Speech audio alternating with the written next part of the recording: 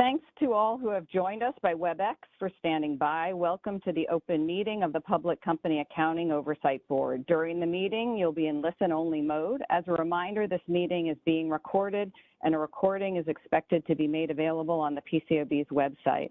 I would now like to turn to Chair Williams to formally convene the meeting.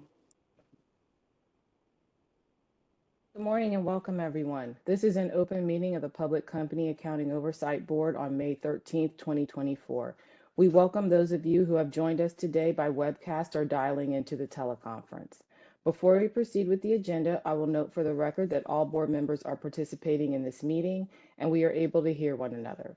The first order of business before the board today is a staff recommendation that the board adopt a new auditing standard AS1000, General Responsibilities of the Auditor in Conducting an Audit, together with other amendments to PCAOB rules and interpretations. To present the staff's recommendation, I will turn to our Chief Auditor, Barbara Vanich. Good morning, Chair Williams and board members Hose, Stein, Thompson, and Bodick. The Office of the Chief Auditor is pleased to recommend that the board adopt a new auditing standard, AS1000, on the general responsibilities of the auditor in conducting an audit and related amendments to certain other PCAOB standards.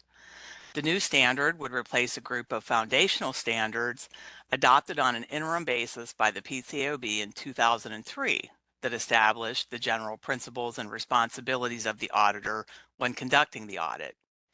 AS1000 combines and updates the general principles and responsibilities of the foundational standards to reflect developments in the auditing environment. Through this rulemaking, the PCAOB has reaffirmed the general principles and responsibilities of the auditor so that the foundation underlying the board standards continues to be sound and appropriate for performing high-quality audits. The new standard reminds auditors of their fundamental obligation to protect investors through the preparation and issuance of informative, accurate, and independent auditors' reports. The Supreme Court described this responsibility as a public watchdog function that demands that an auditor maintain total independence from the client at all times and requires complete fidelity to the public trust. The auditor's obligation to protect investors provides important context to the auditor's work when applying the requirements of PCAOB standards and rules. This rulemaking also includes amendments to other PCAOB standards that address other responsibilities fundamental to the conduct of an audit.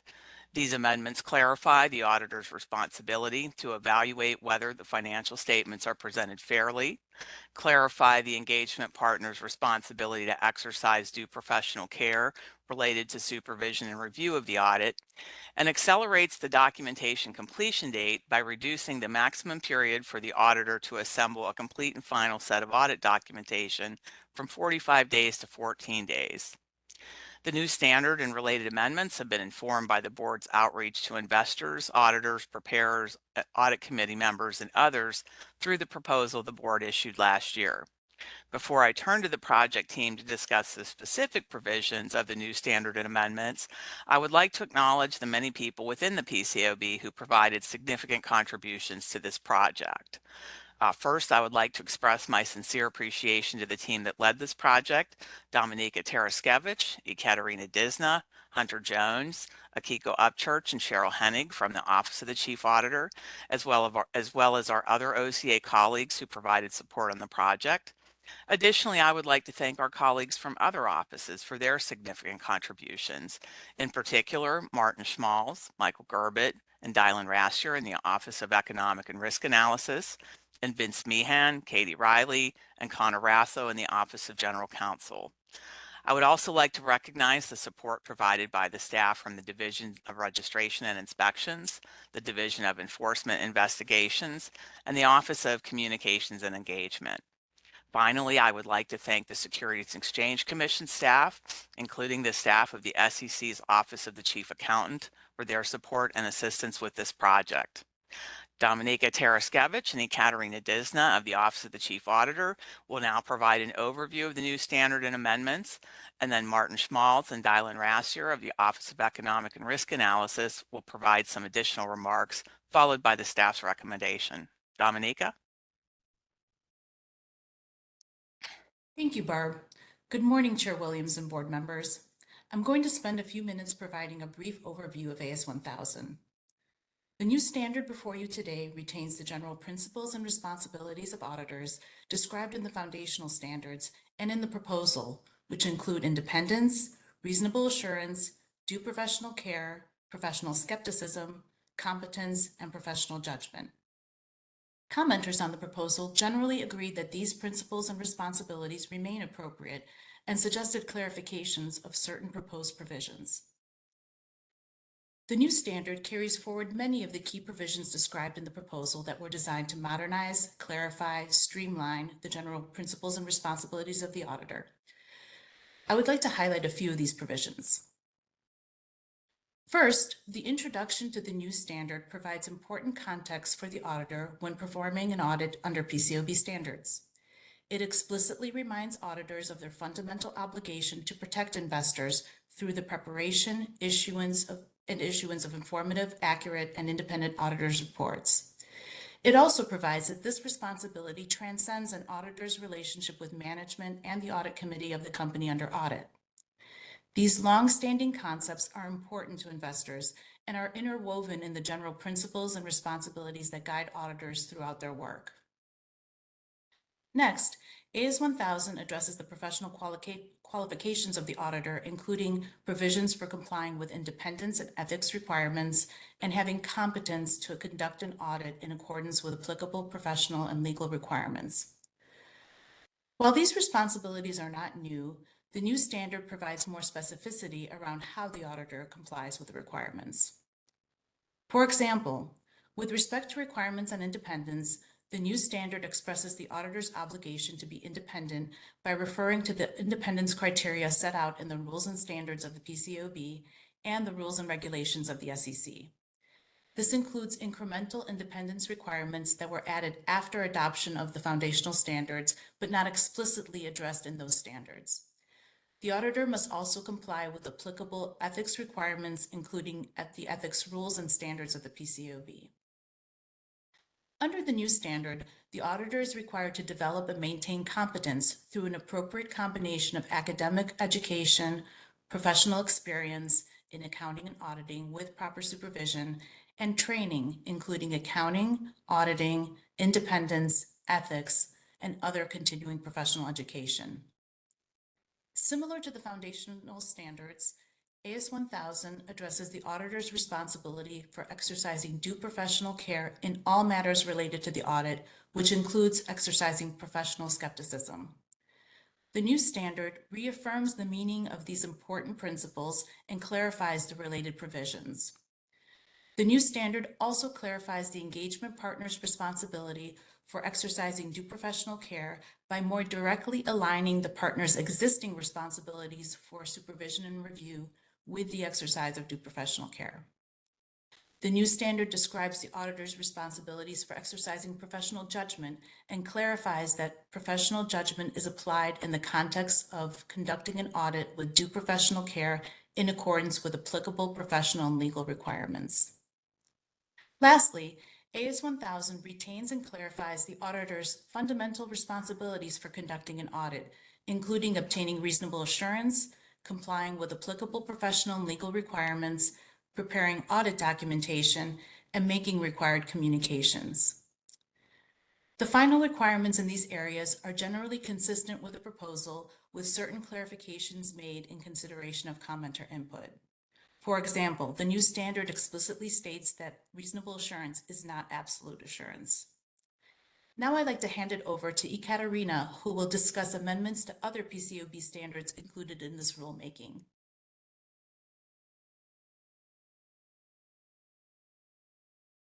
Thanks, Dominica, and good morning, Chair Williams and board members. I would like to discuss several important amendments to other PCAOB standards that address the auditor's fundamental obligations. The first set of amendments relates to the auditor's evaluation of whether the financial statements are presented fairly. Currently, AS 2810, Evaluating Audit Results, requires the auditor to evaluate whether the financial statements are presented fairly in all material respects in conformity with the applicable financial reporting framework.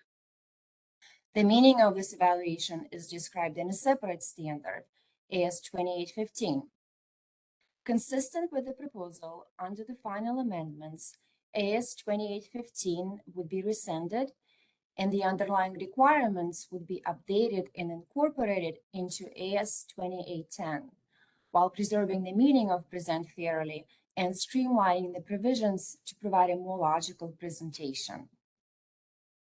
Some commenters on the proposal questioned whether evaluating fair presentation goes beyond the applicable financial reporting framework. Consistent with existing requirements, the amendments to AS 2810 clarify that the auditor's evaluation is made within the context of the applicable financial reporting framework. The frameworks recognize that the additional disclosures may be needed to ensure fair presentation. Under PCAOB standards, deviation from or override of the requirements of the applicable financial reporting framework would normally result in a departure from the auditor's unqualified opinion. The amendments to AS 2810 provide that present fairly involves evaluating whether the financial statements are informative of matters that may affect their use, understanding, and interpretation. And then financial information in the financial statements is presented and classified appropriately and in a manner that is not misleading. The amendments also require the auditor to evaluate whether company's transactions and relevant events and conditions are appropriately recognized, measured, and disclosed in the financial statements. The second set of amendments that I would like to discuss relates to the engagement partner's existing responsibilities for supervision and review. Consistent with the proposal, the amendments clarify the extent of the planning, supervisory, review, and documentation activities to be performed by the engagement partner as part of exercising due professional care. For example, the final amendments clarify that when the engagement partner receives assistance from appropriate engagement team members, the engagement partner retains the primary responsibility for the engagement and its performance. The assistance provided by those engagement team members does not replace or reduce the engagement partner's responsibility.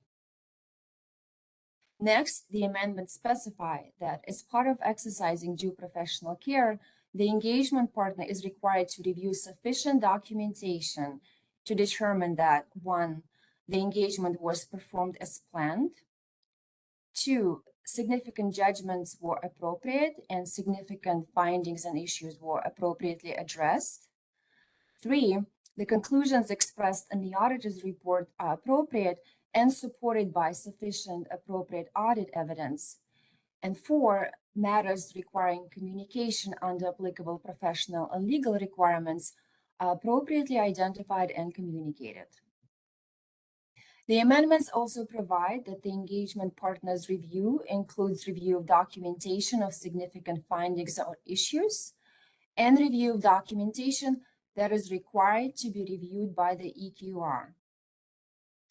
Lastly, the final amendments emphasize that the engagement partner and other engagement team members performing supervisory activities are also required to complete their review of audit documentation prior to the report release date.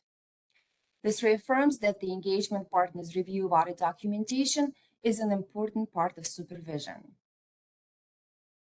The amendments I just described help clarify the engagement partner's existing obligations for supervision and review as the engagement team member with primary responsibilities for the engagement. The last set of amendments that I would like to discuss relates to assembling a complete and final set of audit documentation. We recommend adopting an amendment to accelerate the period for the auditor to assemble a complete and final set of audit documentation for retention from 45 days to 14 days. The accelerated documentation completion date reflects changes in the auditing environment, including advancements in technology that have enabled auditors to assemble a complete and final set of audit documentation in less time than in a paper-based environment. The new documentation completion date will also reduce the window of opportunity for improper alteration of audit documentation and enable the board to potentially begin the inspection process sooner after the completion of an audit, which would enhance the board's efforts to improve audit quality and promote investor protection. Some commenters on the proposal noted that certain firms may have less advanced systems in place and may need more time to implement new processes to comply with the accelerated documentation completion date requirement. In consideration of these comments, the effective dates for this requirement include a phased-in approach for smaller firms to comply with the 14-day documentation completion date. I will now turn the floor over to Martin and Dylan to provide some additional remarks.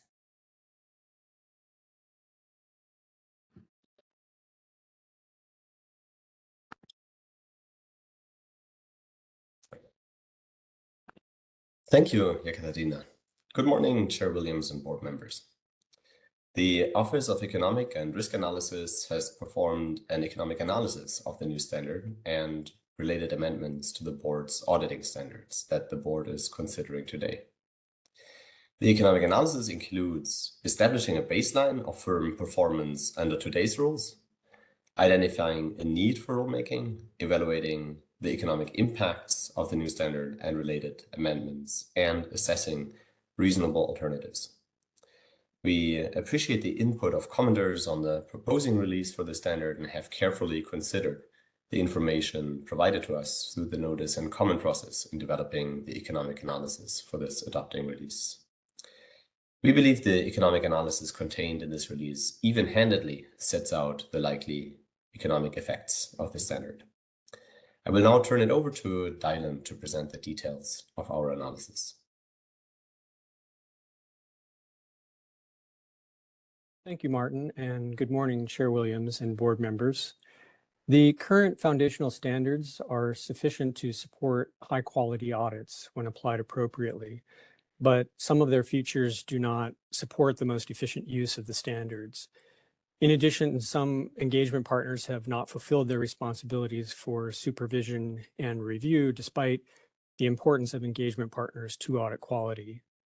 Finally, the current requirement for assembling a complete and final set of audit documentation provides more time than necessary in light of widespread use of electronic audit tools and audit software. The enhancements that my colleagues from the Office of the Chief Auditor outlined today modernize the foundational standards with updated language and organization, specify the engagement partners' due professional care responsibilities, and accelerate the documentation completion date. The final standard and related amendments will provide benefits to audit market participants. Modernization of the foundational standards will help enhance their usability by making the general principles and responsibilities of the auditor easier to read, understand, and apply. Clarification of the engagement partner's due professional care responsibilities could improve an engagement partner's evaluation of audit evidence to the extent that the engagement partner does not currently perform an appropriate review. And finally, acceleration of the documentation completion date will support timelier identification and potential resolution of audit deficiencies in cases where inspections are initiated earlier, and will enhance auditor performance and audit quality for firms that implement operating efficiencies. Firms will incur costs to implement the final standard and related amendments. The primary costs of the modernization efforts will be one-time costs to firms for updating references within firm methodologies. To the extent that engagement partners do not currently fulfill their responsibilities for an appropriate review, those firms may incur one-time costs to update firm methodologies and ongoing costs related to fulfilling their responsibilities. With respect to the acceleration of the documentation completion date, firms with operating circumstances that currently do not enable them to meet an accelerated completion date will incur costs associated with investments in operating practices and audit documentation systems to speed their processes. In closing, I would like to thank our PCAOB colleagues in the Office of the Chief Auditor and the Office of the General Counsel and our colleagues at the SEC for their collaboration and development of our economic analysis. And with that, I'd like to hand it back to Barb to present the staff's recommendation. In closing, the staff recommends that the board adopt the new auditing standard, general responsibilities of the auditor in conducting an audit, and the related amendments to board standards substantially in the form provided to you. We also recommend that the board instruct the staff to submit the new standard and related amendments to the Securities and Exchange Commission for approval pursuant to Section 107 of the Sarbanes-Oxley Act of 2002 as amended, and that the board request that the SEC approve the application of the new standard and related amendments to the audits of emerging growth companies. That concludes our prepared remarks, and we're happy to answer any questions. Thank you. Thank you, Barb, Dominica, Ekaterina, Martin, and Dylon. At this time, my fellow board members and I will have an opportunity to make statements or ask questions to the staff. We will proceed in the order of seniority, and I will begin. Just over a year ago, the PCAOB issued a proposal on a project that included a new proposed standard, AS 1000, that would replace a group of standards originally developed by the American Institute of Certified Public Accountants and adopted on an interim basis by the PCAOB in 2003. As we just heard, this group of standards addresses reasonable assurance, due professional care, professional skepticism, independence, competence, and professional judgment. Together, we refer to these standards as our foundational standards. The new standards and amendments before us today would modernize, clarify, and streamline the general principles and responsibilities of auditors and provide a more logical presentation, which should enhance the usability of the standards by making them easier to read, understand, and apply. Among other things, this project includes amendments to clarify the auditor's responsibility to evaluate whether the financial statements are fairly presented. There are also amendments that clarify the engagement partner's due professional care responsibilities by adding specificity to certain audit performance principles set out in the standards. And there are amendments that accelerate the documentation completion date to reflect changes in the auditing environment, including advancements in technology that have enabled auditors to assemble a complete and final set of audit documentation in less time than in paper-based environments. I am pleased to be here with you today as I and my fellow board members are presented with the adopting release for this project, which reaffirms the general principles and responsibilities of the auditor and solidifies the foundation of every audit, leading to investor protection and informative, accurate, and independent audit reports. As always, the public comment period was an essential part of getting this right. I want to thank everyone who provided comments on this proposal and highlight some of the changes made in response to your feedback. In order to clarify that the standard's introductory language does not create any new legal obligation for auditors, we revised the introductory paragraph from what was proposed to clarify that we are expressing a long-standing principle of public accounting, specifically that the auditor's responsibility to protect investors transcends the auditor's relationship with management and the audit committee of the company under audit. We have further clarified that this responsibility provides the foundation for an objective and independent audit. We moved the requirements addressing the engagement partner's responsibility for due professional care into a separate paragraph to highlight the important role engagement partners play and to help draw a distinction between the responsibilities applicable to all auditors and those that are incremental for engagement partners. We included additional clarification that an auditor's professional skepticism extends to other information that is obtained to comply with PCAOB standards and rules. This would include, for example, information obtained by the auditor from other auditors in a multi-location audit to comply with the requirements to properly complete Form AP. Our proposal to clarify what is meant by the phrase presented fairly through amendments to AS 2810, evaluating audit results, was not intended to change the auditor's existing responsibilities for evaluating whether the financial statements are presented fairly in conformity with the applicable financial reporting framework. However, several commenters interpreted the proposed requirements differently. As such, we made changes to address this concern. And we are providing a phased-in approach related to the requirement to assemble a complete and final set of audit documentation for retention not more than 14 days after the report release date. This will give smaller firms additional time to comply with the new documentation completion deadline. We appreciate the feedback, and the standard and amendments that are before us today are better for it. I would like to thank the individuals that have devoted significant effort on this project. Specifically, I would like to thank in the Office of the Chief Auditor, Barbara Vantage, Dominika Tarasevich, Ekaterina Disna, Hunter Jones, Cheryl Hennig, and Akiko Upchurch. In the Office of Economic and Risk Analysis, Martin Schmalz, Michael Gerbett, and Dylan Rassier.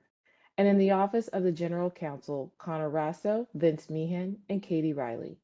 In addition, I would like to express my gratitude to my fellow board members and their staff for their contributions to this project. I would also like to recognize the support provided by staff from the Division of Registration and Inspections, the Division of Enforcement and Investigations, and the Office of Communications and Engagement.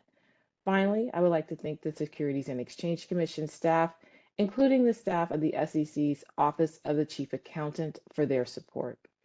I will now turn to my fellow board members for any statements they may wish to make or questions they would like to pose to the staff. Board Member Ho, the floor is yours. Thank you, Chair Williams. Today, we're adopting the new auditing standard, AS 1000, General Responsibilities of the Auditor in Conducting an Audit and Amendments to PCAOB standards to replace the AICPA standards that the PCAOB adopted on an interim basis 21 years ago. I would like to recognize and thank the commenters for their perspectives on the AS 1000 proposal, which was released on March 28, 2023.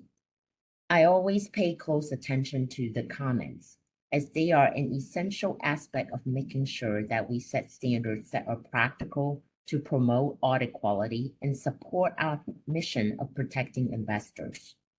Based on the feedback received, I want to note a few key areas of commenters' concerns and our response. First, perceived legal duty to investors. One commenter noted that the auditor's role should not be confused with a legal duty owed to investors. Another commenter suggested removing the term obligation or adding a clear statement regarding the scope of legal duty. Additionally, a commenter suggested using the term responsibilities instead. In common terms, an obligation represents something that has to be done, whereas responsibility is something that should be done. These terms are frequently used interchangeably, but can have different meanings based on the associated context. In this context, the adopting release affirms that these terms are used synonymously.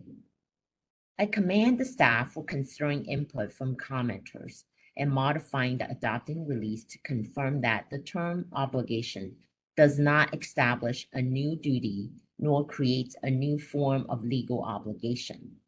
Rather, the intent is to reaffirm the auditor's obligation under the existing legal framework and the important role of the auditing profession in our capital markets. I hope that it is clearly understood by all stakeholders in our inspections division that this language is truly intended to reaffirm and not to create new legal duties, such as creating a new fiduciary duty of auditors.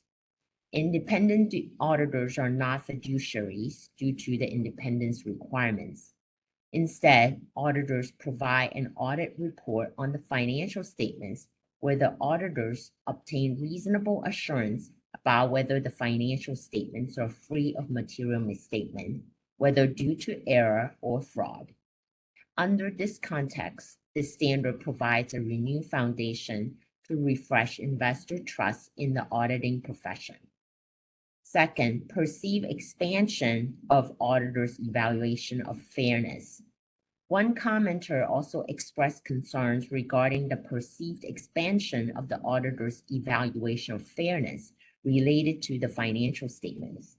Again, staff addressed this concern by acknowledging that the auditor's evaluation of the fairness of the presentation of the financial statements is an exercise of professional judgment in relation to the applicable financial reporting framework.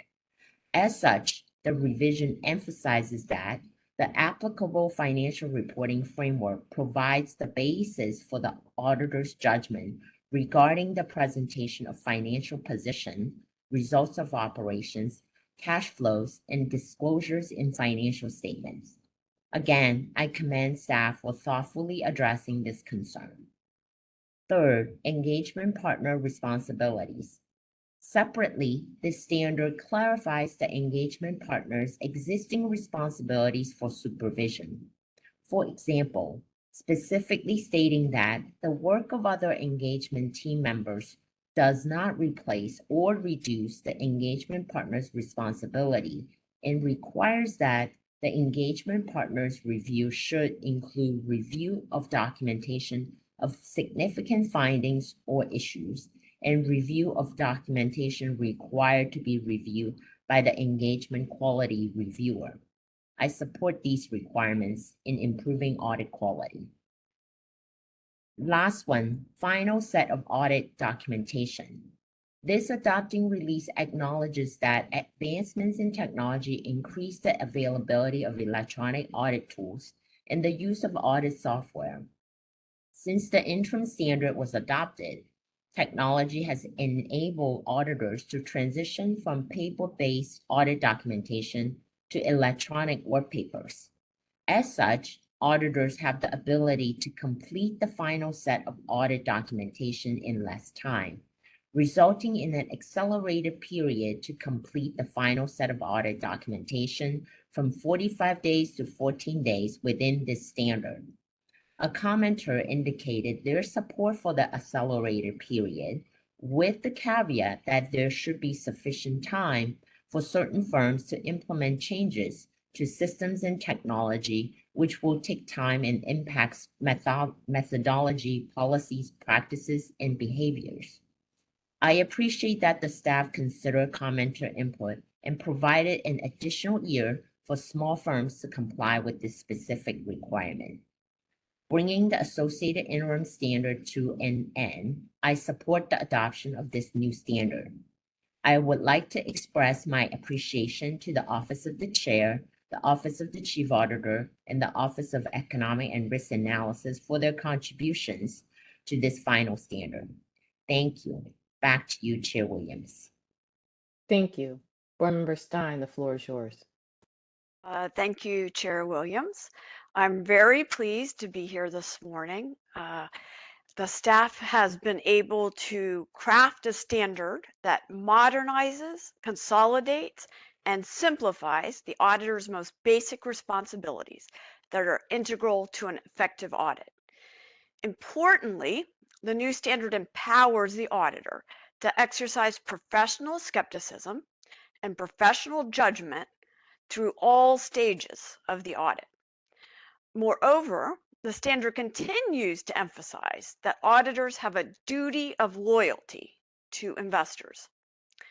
The foundation for auditor loyalty to investors was established by the Securities and Exchange Commission in the 1930s. Quote, "The auditor must realize that regardless of previous positions of reporting to managers or to owner managers, the auditor must recognize fully the responsibility to public investors by including activities of management within the scope of work and reporting to investors." That is why I'm particularly pleased the final standard before us this morning anchors the role of the auditor and the obligation to protect investors. When faced with competing interests of multiple stakeholders, the auditor need only refer to the very first paragraph of this standard. The auditor has a fundamental obligation to protect investors.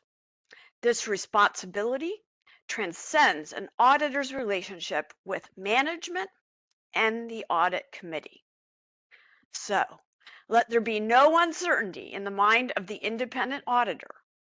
Loyalty to the investor unequivocally is mandated by the standard. Former SEC Commissioner Kathleen Casey stated that the resiliency of our capital markets can only be assured by a common understanding that investors must always be our primary focus. I could not agree more. I'd like to comment on two other subjects. The first is technology and its effect on the presentation and the audit of a company's financial statements. Today's standard contains the fundamental responsibilities that are integral to every audit. Such responsibilities remain constant regardless of the adoption of new and innovative technologies. Auditors remain empowered to develop and apply new tools and techniques in an audit if auditors adhere to the fundamental principles of due care, professional skepticism, and professional judgment. Moreover, the deployment of new techniques and technologies must conform to paragraph 0.01 of the new standard, which bears reiterating. The auditor has a fundamental obligation to protect investors. Accordingly, any deployment of technology that acts adverse to this requirement would be a violation of the standard. The second issue I wanted to briefly discuss is the auditor's role in assessing whether the financial statements are fairly presented. Many commenters objected to the auditor having a stand-back responsibility to evaluate whether management had fairly presented the company's financial statements. As an independent party, the auditor is uniquely situated to make an informed judgment with access to public and non-public information, all material facts and circumstances underlying the financial statements, and a view into management's intent. As enterprises, global markets, and the way audits are conducted continues to evolve, such stand-back judgments may be increasingly necessary. I hope that the board will reapproach this issue in the future as the role and importance of the auditor continues to evolve, making it clear that the independent auditor has the authority to make such an informed determination. In conclusion, investors have no tolerance for an independent auditor's work that nods without challenge. Too often, an auditor's failure to maintain professional skepticism has been revealed to the markets at the same time as management's misrepresentation or fraud. The standard before us today, for the first time, reorients and empowers the independent auditor with the freedom and the requirement to decide issues in an unbiased and objective manner. This is especially important when the auditor's conclusions may be contrary to the interest of management. AS 1000 emphasizes an auditor's professional and legal obligations to exercise professional judgment and professional skepticism free from bias and interference, to challenge and evaluate information freely. There should be no doubt in the minds of company managers, audit committee members, investors, or other stakeholders about the board's commitment to preserve and protect the interest of investors. Before I conclude, I, like my fellow board members, would like to thank the members of the staff who brought this project to fruition. From the Office of the Chief Auditor, Dominika Taraskevich, E. Katerina Disna, Hunter Jones, Cheryl Hennig, and Akiko Upchurch. From the Office of Economic and Risk Analysis, Michael Gerbut and Dylan Razier. And from the Office of the General Counsel, Connor Razzo, Vince Meehan, and Katie Riley. Thank you to each of you and all the other parts of our organization that have supported the hard work on this standard. Thank you very much. Thank you. Board Member Thompson, the floor is yours. Thank you, Chair Williams. In the board's current strategic plan, modernizing standards is identified as goal 1. This standard-setting project advances that goal. As such, Chair Williams, I fully support the adoption of AS 1000 and related amendments to PCAOB standards. This standard-setting project required a comprehensive look at standards that are foundational to the role of the auditor. Standards that comprise core pillars of a quality audit, including standards relating to independence, competence, and professional judgments. Some of the provisions we reviewed have not been updated since they were adopted by the board on an interim basis in 2003. Through this project, we intend to 1, clarify the auditor's fundamental responsibilities, 2, increase alignment of such responsibilities with current PCAOB rules and standards, and 3, account for efficiencies of modern technology and audit tools. As AS 1000 reflects, we have retained existing fundamental principles but sought to modernize, strengthen, and consolidate them under one standard to increase auditor understanding and drive improvement in performance. We have considered how the profession has changed in the past 20 years, from how work papers are prepared and stored to how audit procedures are executed as a result of growing use of technology in hybrid work environments. We are seeking to ensure that our standards remain relevant and appropriate in current practice. Our standard setting approach has been deliberative and measured. We issued a proposal about 13 months ago and solicited public comment. We received input from investors, firms, state boards of accountancy, academics, and other engaged stakeholders. The standard and amendments that we vote on today are informed by such stakeholder input and reflect the value of such input. I think we can agree that adherence to certain foundational principles drives quality audits.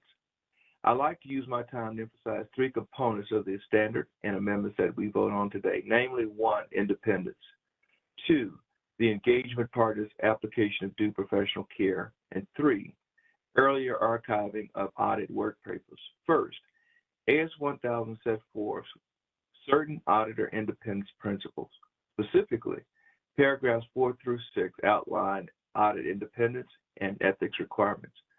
The standard makes clear that pursuant to PCAOB rules and standards and federal security laws, an auditor must be independent of the company under audit for the duration of an audit engagement. Auditors must consider what a reasonable investor would conclude about their objectivity and judgment. As such, independence, both in fact and in appearance, is critical in conducting an audit. Independence undergirds the entire audit process and promotes investor confidence in the reliability of the audit. The board has increased investor focus on independence matters through its inspections and enforcement programs. For example, 1 year ago, the board announced that inspection reports would include a new section on auditor independence. That section, Part 1C, is in the public portion of the inspection reports and pertains to a firm's noncompliance with PCAOB rules and or potential noncompliance with SEC independence requirements. Additionally, through our enforcement program, this board has imposed significant sanctions on firms associated with persons who fail to comply with applicable independence requirements, including improper business relationships and auditor rotation failures. As a board, we must continue to beat the drum that an auditor's independence must not be compromised. In that vein, our inspection staff is continuing to sharpen its focus on independence matters. In a December 23 Spotlight publication, staff announced that in 2024, it will continue to apply expanded inspection procedures to independence matters, along with certain other audit areas. This attention to independence in our inspection program makes clear that the board remains concerned about the sanctity and objectivity of the audit. I'm hopeful that the plain, clear language of paragraphs 4 through 6 as part of AS 1000 will underscore and clarify the auditor's responsibility to preserve and maintain its independence. Second, as AS 1000 clarifies the due professional care engagement partners.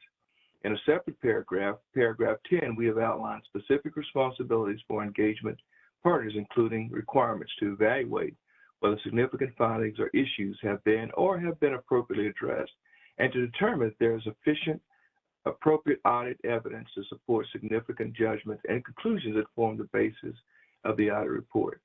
As emphasized in the adopting release, the engagement partner on an audit has primary responsibility for how the audit is conducted. Through our oversight activities, we have seen instances where engagement partners have failed to exercise an appropriate level of due professional care and professional skepticism, including failing to evaluate inconsistent audit evidence, failing to adequately understand and evaluate the reasonableness of significant management estimates, and failing to design and implement appropriate audit procedures in an audit. When an engagement partner fails in these ways, it impacts the quality and reliability of an audit. Material misstatements, whether due to error or fraud, could be missed. Investor confidence becomes eroded. I'm hopeful that as AS 1000 provides engagement partners with critical guidance regarding the scope and importance of their role. Third, and this is the point, third point, as AS 1000 accelerates the time for archiving audit documentation. Since the beginning of our time, our standards have required that the auditors assemble audit documentation in 45 days. Given the prevalence of electronic tools, firms are commonly able to assemble work papers more expeditiously. After considering the capabilities of different types of audit firms, we determined that 14 days was sufficient to archive audit documentation. In that regard, firms that audit 100 or fewer issues will have more time to establish appropriate processes and procedures to meet this new standard. I'm hopeful that earlier archiving of audit work papers will indeed accelerate our ability to inspect completed audits and to issue inspection reports. Two aspects of our regulatory activities that are critical to our mission. As outlined in Sarbanes-Oxley, the PCAOB's mission is to protect the interests of investors and further the public interest in the preparation of informative, accurate, and independent audit reports. In my view, AS 1000 and the related amendments before us today advances that mission by modernizing and strengthening principles that are foundational to audit.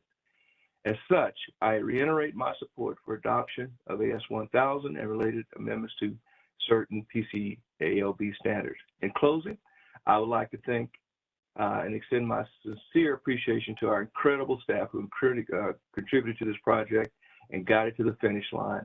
Specifically, Office of Chief Auditor, many thanks to Barbara Vanich, Dominika Karaskevich, Ekarina Desna, Hannah Jones, Cheryl Henning, and Akiko Upchurch. From the Office of Economic and Risk Analysis, many thanks to Martin Schmaltz, Michael Gerbett, and Dylan Razzler. From the Office of General Counsel, my thanks to Connor Razzo, Vince Meehan, and Katie Riley. In addition, I'd like to thank my fellow board members and my staff for their efforts on this project. And lastly, my thanks to the staff in the SEC's Office of Chief Accountant for their assistance with this project. Thank you. Thank you. Board Member Bodick, the floor is yours. Good morning, and thank you, Chair Williams. I am pleased to support the adoption of AS 1000, General Responsibilities of the Auditor in Conducting an Audit, and amendments to PCAOB standards. When the board adopted its strategic plan 18 months ago, modernization of the PCAOB's auditing standards was the first goal, and rightfully so. AS 1000 replaces and improves a foundational set of 4 standards that had not been updated significantly since their adoption as interim standards 21 years ago and have their roots decades before that. These foundational standards represent the general principles and responsibility of the auditor when performing an audit and consist of reasonable assurance, due professional care, professional skepticism, independence, competence, and professional judgment. Collectively, these areas represent the necessary building blocks for high-quality audits. This standard is an evolutionary change that should not be considered trivial. AS 1000 and the related amendments modernize, clarify, and streamline the general principles and responsibilities of the auditor. These changes reframe the auditor's fundamental obligations, those that address the general responsibility of an auditor in an audit. Instead of changing or altering the auditor's responsibilities, the standard and amendments serve to streamline and clarify auditor responsibilities while also enhancing the usability of the standard by making it easier to read, understand, and apply. These changes are informed by 20 years of the PCAOB's inspection and enforcement activities. I'd like to emphasize what I view as the key aspects of this standard. First, the standard's introductory language reaffirms the auditor's fundamental obligation to protect investors through the preparation and issuance of informative, accurate, and independent auditor's reports. As a foundational standard, it is critical to underscore the interest of investors in the bedrock of our standards.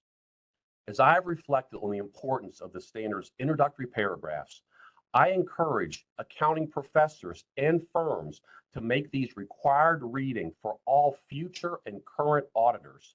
For auditors advancing in their careers, this will serve as a good reminder and an anchor of the fundamental purpose, importance, and the ultimate consumer of their work. As William O. Douglas, one of the principal drafters of the Securities Act of 1933, U.S. Securities Exchange Commissioner and Supreme Court Justice, put it 9 decades ago, and I quote, "The duty placed on experts such as accountants and auditors has not been measured by the expert's relations to his employer, but by his service to investors," close quotes. Second, the standard adds context to the concept of reasonable assurance. Existing standards require the auditor to obtain reasonable assurance about whether the financial statements are free of material misstatement, whether caused by error or fraud, or in an audit of internal control over financial reporting, whether any material weaknesses exist as of the date of management's assessment. Reasonable assurance is defined as a high level of assurance, but is not absolute assurance because of the nature of audit evidence and the characteristics of fraud. AS 1000 does not change the meaning of reasonable assurance or the requirement to obtain it. The standard, however, continues to emphasize that reasonable assurance is a high level of assurance, which is obtained by reducing audit risk to an appropriately low level through the application of due professional care. Third, the standard notes the required components of the auditor's report, including, if applicable, critical audit matters or CAMs. The adopting release cites the determination of CAMs as an example of the auditor's professional judgment. As the determination of CAMs is an important part of the auditor's reporting responsibilities and one that is of great importance to investors, I am pleased to see the visibility of this important assessment in this standard. Finally, the standard's new requirement related to the acceleration of the documentation completion date from 45 days to 14 days is justified and also responsive to the unique circumstances of smaller firms.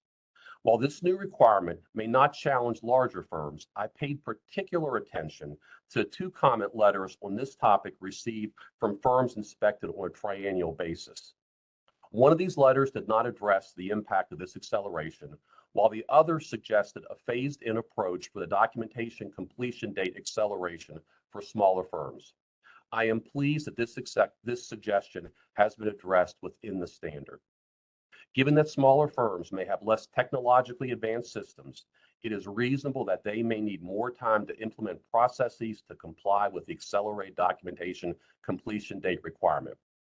This standard's phased-in approach, which provides smaller firms additional time to comply with the 14-day documentation completion date, is warranted. As with the operation of any complex system, a successful audit outcome is based on having a solid foundation of secure and interlocking building blocks. I am confident that AS 1000 will provide that solid foundation for auditors both now and well into the future. I also want to thank those whose contributions brought us to adoption today.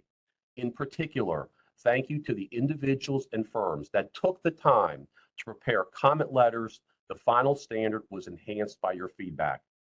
I want to extend my deep gratitude to the staff of the Office of the Chief Auditor, the Office of Economic and Risk Analysis, and the Office of General Counsel for their hard work over these many months. Thank you. Thank you. Unless there are any further discussions from the board, I would now call for a vote on the staff recommendation. Board Member Ho. I support the recommendation. Thank you. Board Member Stein. Aye. Thank you. Board Member Thompson. Aye. Thank you. Board Member Bodick. Aye. Thank you. All votes are unanimous. The recommendation is approved. The next order of business before the board today is the staff recommendation that the board adopt a new quality control standard, QC 1000, a firm system of quality control, together with other amendments to PCAOB standards, rules, and forms. To present the staff's recommendation, I will turn again to our Chief Auditor, Barbara Vantage. Thank you, Chair Williams. The Office of the Chief Auditor is pleased to recommend that the board adopt a new quality control standard, QC 1000, together with other amendments to PCAOB standards, rules, and forms. Effective quality control systems protect investors by facilitating the consistent performance and issuance of informative, accurate, independent, and compliant engagement reports. We've developed an integrated risk-based standard that we believe can be applied by firms of varying sizes and complexity, and that would lead registered public accounting firms to significantly improve their quality control systems. We believe QC 1000 strikes the right balance between a risk-based approach to quality control, which should drive firms to proactively identify and manage the specific risks associated with their practice, and a set of mandates, which should assure that the quality control system is designed, implemented, and operated with an appropriate level of rigor. QC 1000 is a product of a great deal of study and public outreach. We've monitored firms' audit practices in this area, considered other developments in the auditing environment and actions taken by other standard setters. The board issued a concept release in 2019 and a proposal in 2022. We've analyzed and developed responses to the public comments received on both of these documents, and the standard in front of you takes an approach that substantially reflects the discussion in the proposal, which most commenters supported. Together with QC 1000, we are recommending that the board adopt a number of other changes to its standards, rules, and forms. These include a new Form QC, along with the new reporting rule, expanding the auditor's responsibility to respond to deficiencies on completed engagements, and replacing our existing ethics standard on integrity and objectivity. I would like to acknowledge the many people within the PCAOB who provided significant contributions to this project. First, I would like to express my sincere appreciation to the team that led this project: Jessica Watts, Karen Wiedemann, David Elam, Lynette Kleindinst, Skylar Sims, Ekaterina Disna, and Carla Anderson from the Office of the Chief Auditor, as well as the rest of our OCA colleagues who consulted on their areas of subject matter expertise or provided other support. I would also like to thank our colleagues from other divisions for their significant contributions, in particular Martin Schmalz, Dylan Rassier, and Nick Alunik in the Office of Economic and Risk Analysis, Drew Dropkin, Jennifer Williams, and Connor Rasso in the Office of General Counsel, Eugene Theron in the Data Analysis Group in the Division of Registration and Inspections, John Abel, Bill Ryan, and Rebecca Mealy in the Division of Enforcement and Investigations, and Brandy Boykin from the Office of Communications and Engagement. I would also like to thank the staff in the Professional Practice Group of the Office of the Chief Accountant of the Securities and Exchange Commission for their support and timely assistance with the project. Jessica Watts, Lynette Kleindinst, David Elam, and Skylar Sims of the Office of the Chief Auditor will provide an overview of QC 1000 and the other amendments in front of you. Martin Schmalz and Dylan Rassier in the Office of Economic and Risk Analysis will provide some additional remarks, followed by our recommendations. Thank you. Jessica? Thank you, Barb. Good morning, Chair Williams and board members. I would like to start by briefly describing the basic structure and objective of the QC system under QC 1000. Under QC 1000, the QC system would consist of 8 components that are designed to be highly integrated. There are 2 process components, which are the firm's risk assessment process and the monitoring and remediation process. The 6 components that address aspects of the firm's organization and operations are governance and leadership, ethics and independence, acceptance and continuance of engagements, engagement performance, resources, and information and communication. In addition to these components, QC 1000 also includes requirements regarding evaluation of and reporting on the QC system to the PCAOB, individual roles and responsibilities in the QC system, and documentation. Under QC 1000, an effective QC system would be one that provides reasonable assurance that the firm, each member of personnel, and each other participant conduct each of the firm's engagements in accordance with applicable professional and legal requirements, and they fulfill their other responsibilities that are part of or subject to the firm's QC system in accordance with applicable professional and legal requirements, and that each engagement report issued by the firm is in accordance with applicable professional and legal requirements. The standard refers to this as the reasonable assurance objective. Applicable professional and legal requirements refers to all of the requirements that apply to PCAOB engagements and the QC system, including PCAOB rules and standards, SEC requirements, federal securities laws, ethics laws and regulations, and other applicable legal requirements. As proposed, QC 1000 requires the QC system to cover not just firm personnel, but also other participants, which include other auditors and other professionals or organizations that the firm uses in connection with the firm's QC system or the performance of its engagements. Other participants are addressed in the standard in a tailored and context-specific way that recognizes the key roles that they play. To discuss the standard's scalability and the governance and leadership component, I am now turning this over to Lynette Kleindienst. Thank you, Jessica, and good morning, Chair Williams and board members. Many commenters urge the board to develop a QC standard that is scalable. QC 1000 establishes a uniform basic structure to be used by all firms, within which firms will be required to pursue an approach to quality control that is appropriate in light of the risks associated with their particular PCAOB audit practice. Aspects of the new standard are risk-based and to that extent inherently scalable.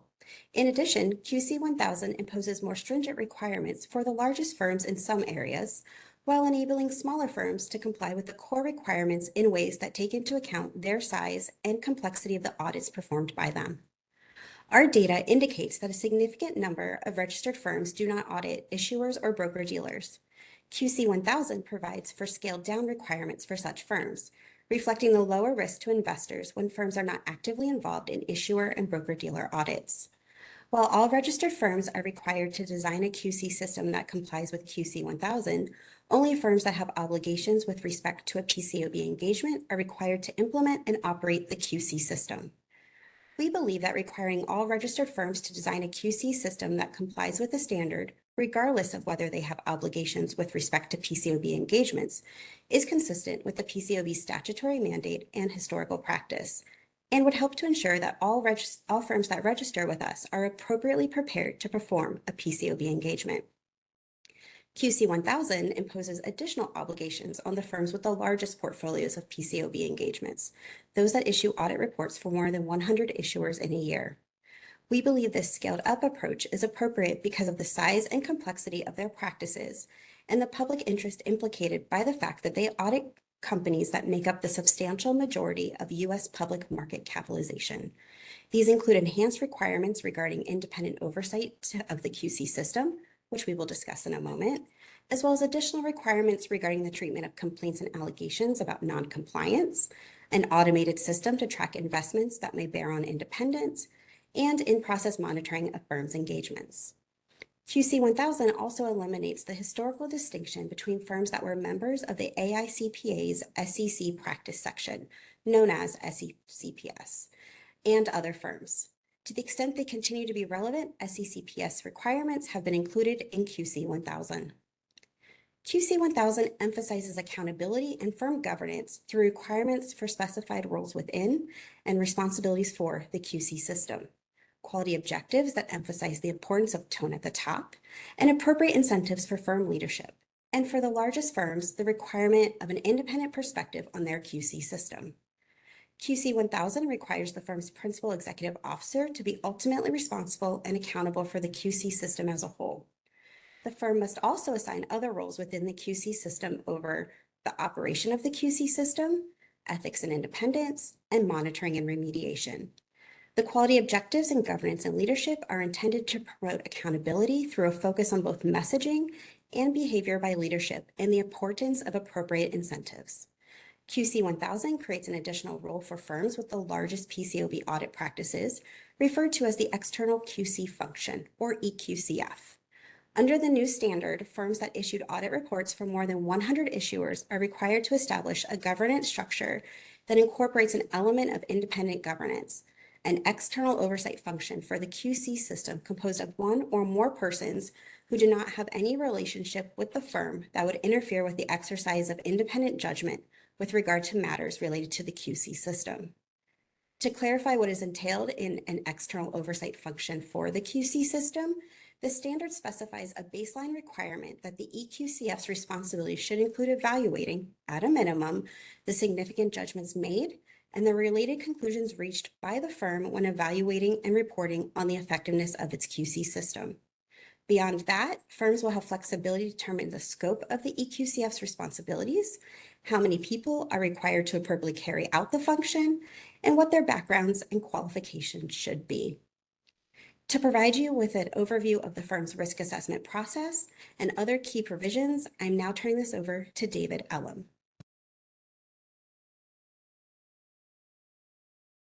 Thanks, Lynette, and good morning, Chair Williams and board members.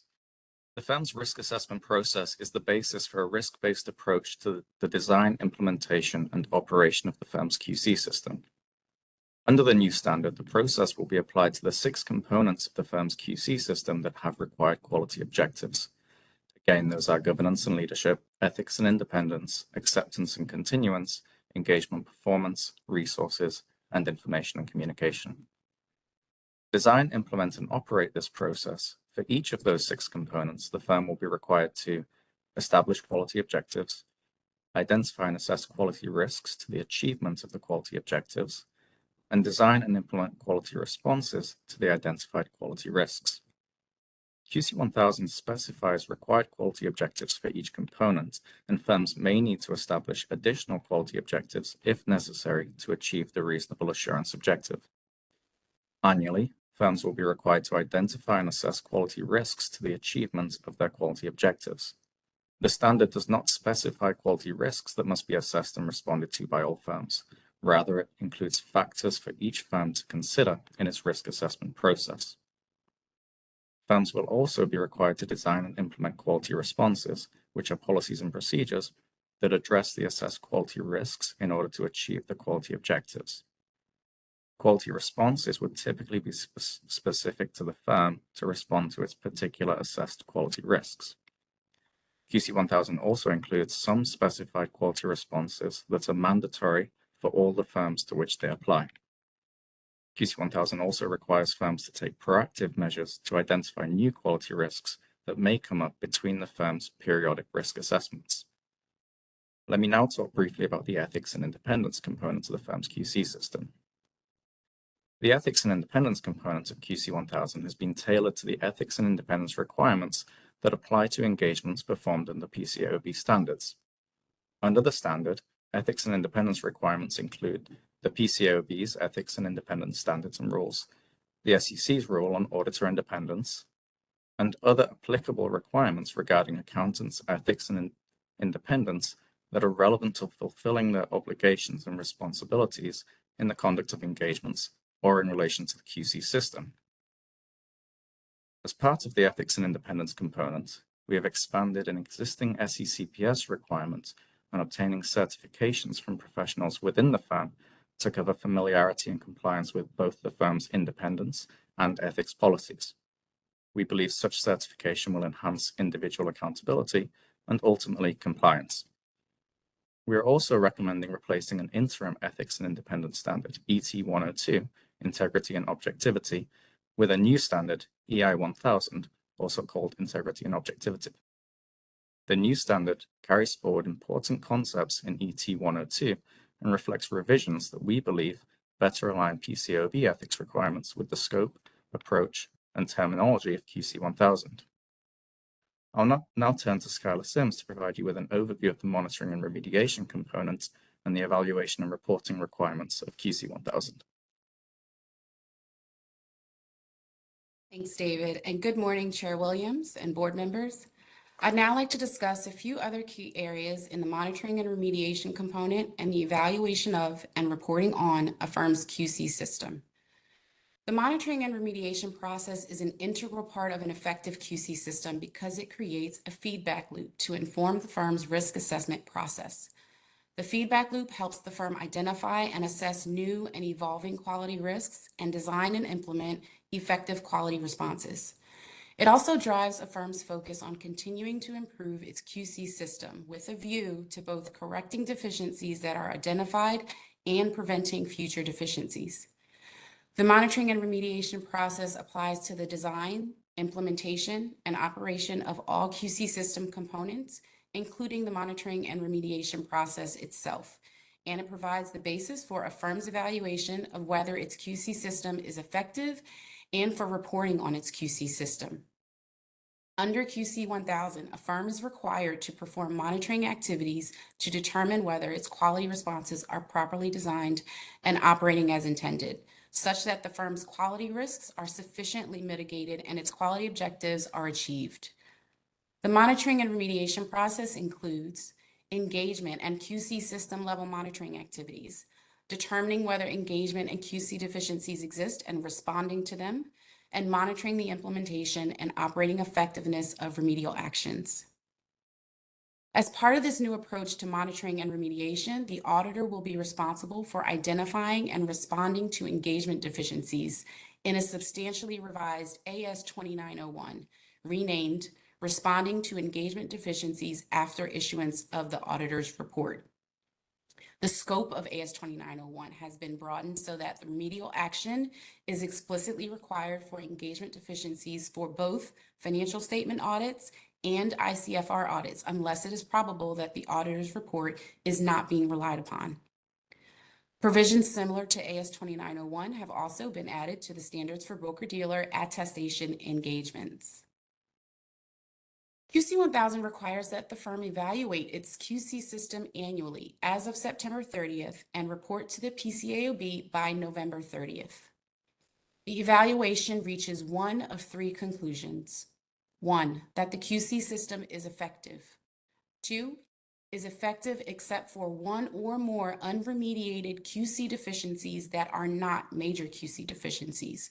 Or 3, is not effective. That is, one or more major QC deficiencies exist. As part of this evaluation, the firm will need to determine whether any unremediated QC deficiencies exist and evaluate those unremediated QC deficiencies to determine whether major QC deficiencies exist as of the September 30th evaluation date. The standard defines a major QC deficiency as an unremediated QC deficiency or combination of unremediated QC deficiencies that severely reduces the likelihood of the firm achieving the reasonable assurance objective or one or more quality objectives. It also includes rebuttable presumptions regarding when a major QC deficiency exists. Firms are required to report to the board annually the outcome of the evaluation of the firm's QC system with respect to any period during which the firm was required to implement and operate the QC system. This annual reporting will provide an effective and efficient means for the PCAOB to gather important information about firm QC systems in a timely and structured way. Because of concerns about the confidentiality provisions in Sarbanes-Oxley, firms will report their evaluation on a non-public Form QC. The filing deadline for this reporting is November 30th each year. The effective date for QC 1000, if approved by the SEC, would be December 15th, 2025, with the first reporting period beginning on the effective date of the standard, i.e. December 15th, 2025, and ending on the following September 30th, 2026. That concludes our summary of QC 1000. And with that, I will now turn the floor over to Martin Schmaltz to provide some additional remarks, followed by our recommendation.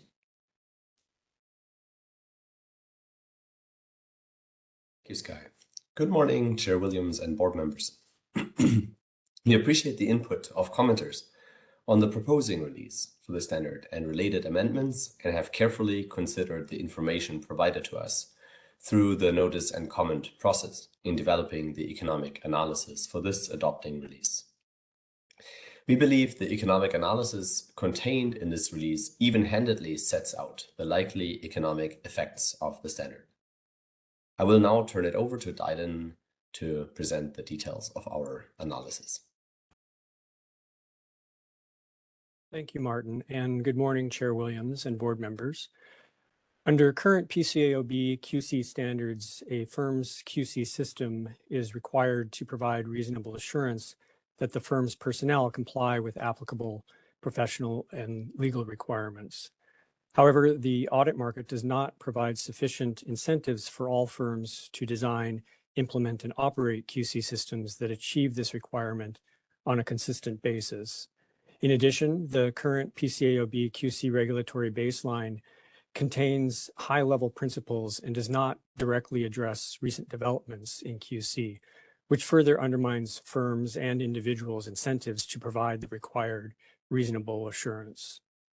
The requirements that my colleagues from the Office of the Chief Auditor outlined today mandate that firms' QC systems more proactively assess risks and monitor and remediate deficiencies, improve accountability within firms with respect to the reasonable assurance objective, and use more precise language and include more prescriptive requirements in key areas to reflect best practices. The economic impacts of the requirements will arise out of changes firms will make to their QC systems that they would not otherwise make without the requirements. We expect the requirements will benefit investors and other financial statement users by improving compliance with applicable professional and legal requirements via a more detailed QC standard that provides an integrated cycle of risk assessment, performance monitoring, and remediation, emphasizes accountability to the reasonable assurance objective, and enhances the board's ability to inspect and enforce. Observations by PCAOB inspectors and results from academic research suggest that the requirements may improve compliance with applicable professional and legal requirements. In addition, staff analysis of PCAOB inspections data supports the view that more effective QC policies and procedures will lead to improved compliance with applicable professional and legal requirements. We expect the requirements will result in direct and indirect costs to auditors and potentially indirect costs to the companies they audit. There will be direct costs to audit firms to design a QC system that complies with QC 1000. For firms that are required to implement and operate an effective QC system, there will also be direct costs related to implementing fixed resources, such as technological resources or training personnel. And there will be new operating costs, such as performing the annual evaluation and reporting the results to the PCAOB. Firms may also incur indirect costs related to bringing their audit work into compliance with PCAOB auditing standards. In addition, audited companies may incur indirect costs, such as responding to their auditors' requests for more extensive audit evidence.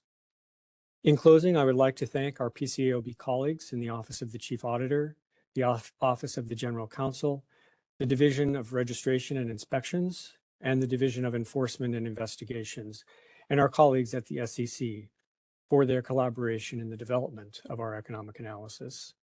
With that, I'd like to hand it back to Barb to present the staff's recommendation. Thank you. In closing, the staff recommends that the board adopt the quality control standard and related amendments to the board standards, rules, and forms substantially in the form provided to you.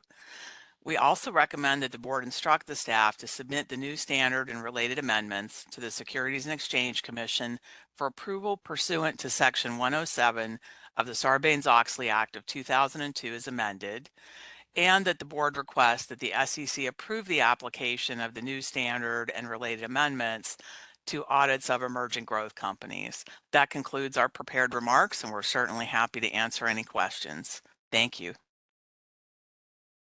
Thank you, Barb, Jessica, Lynette, David, Schuyler, Martin, and Dylan. At this time, my fellow board members and I will have an opportunity to make a statement or ask questions to the staff. We will proceed in the order of seniority, and I will begin. When the PCAOB issued the proposed quality control standard for comment, I called it a watershed moment, and I'm proud to see us take the next step today toward better protecting investors. Firms' QC systems lay the very foundation for how they approach audits. When QC systems operate ineffectively, investors are put at risk. But when QC systems operate effectively, quality audits performed in accordance with applicable professional and legal requirements are likely to follow, leaving investors better protected. Of course, to be effective, our QC standard must be fit for purpose in today's world. And like far too many standards we are working to update, the current QC standards are largely the same as when the PCAOB opened its doors over 20 years ago. Today, we hope to take another significant step towards changing that. The new standard requires all registered firms to identify their specific risks and design a QC system that includes policies and procedures to guard against those risks. It strikes a balance by introducing a risk-based approach that can be applied by firms of varying sizes and complexity, while also imposing requirements to ensure each QC system is designed, implemented, and operated with an appropriate level of rigor. Then it sets up a feedback loop, one powered by ongoing monitoring and remediation that is designed to drive continuous improvement. It will ensure accountability by requiring an annual evaluation on QC system effectiveness and annual reporting to the PCAOB by firms that perform or have responsibilities with respect to engagements under PCAOB standards. That reporting must be personally certified by both the individual assigned ultimate responsibility and accountability for the firm's QC system as a whole, and the individual assigned operational responsibility and accountability for the QC system. Simply designing elaborate processes on paper won't be enough. Firm leadership will have a personal stake in delivering results and additional incentives to fix problems quickly. Beyond the risk assessment, monitoring, and accountability processes, additional enhancements to today's standards include the following: requiring firms to have policies and procedures to address situations when they become aware of information after accepting or continuing an engagement that could have caused them to decline such engagement had that information been known prior to acceptance or continuance. For firms that belong to a network providing resources or services that aid in the operation of their QC systems and the execution of their engagements, specific objectives addressing how such resources or services are developed and maintained.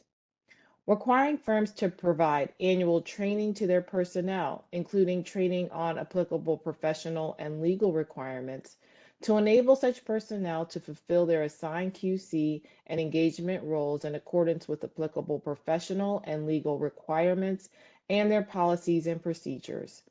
And for firms that communicate firm level or engagement level information with respect to their audit practice, personnel, or engagements to external parties, an objective specifying that such information is accurate and not misleading. There are also enhancements explicit to firms that annually audit more than 100 issuers.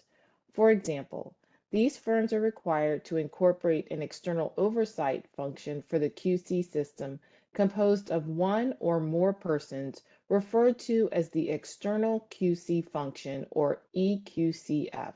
The EQCF's responsibilities include evaluating the significant judgments made and the related conclusions reached by the firm when evaluating and reporting on the effectiveness of its QC system.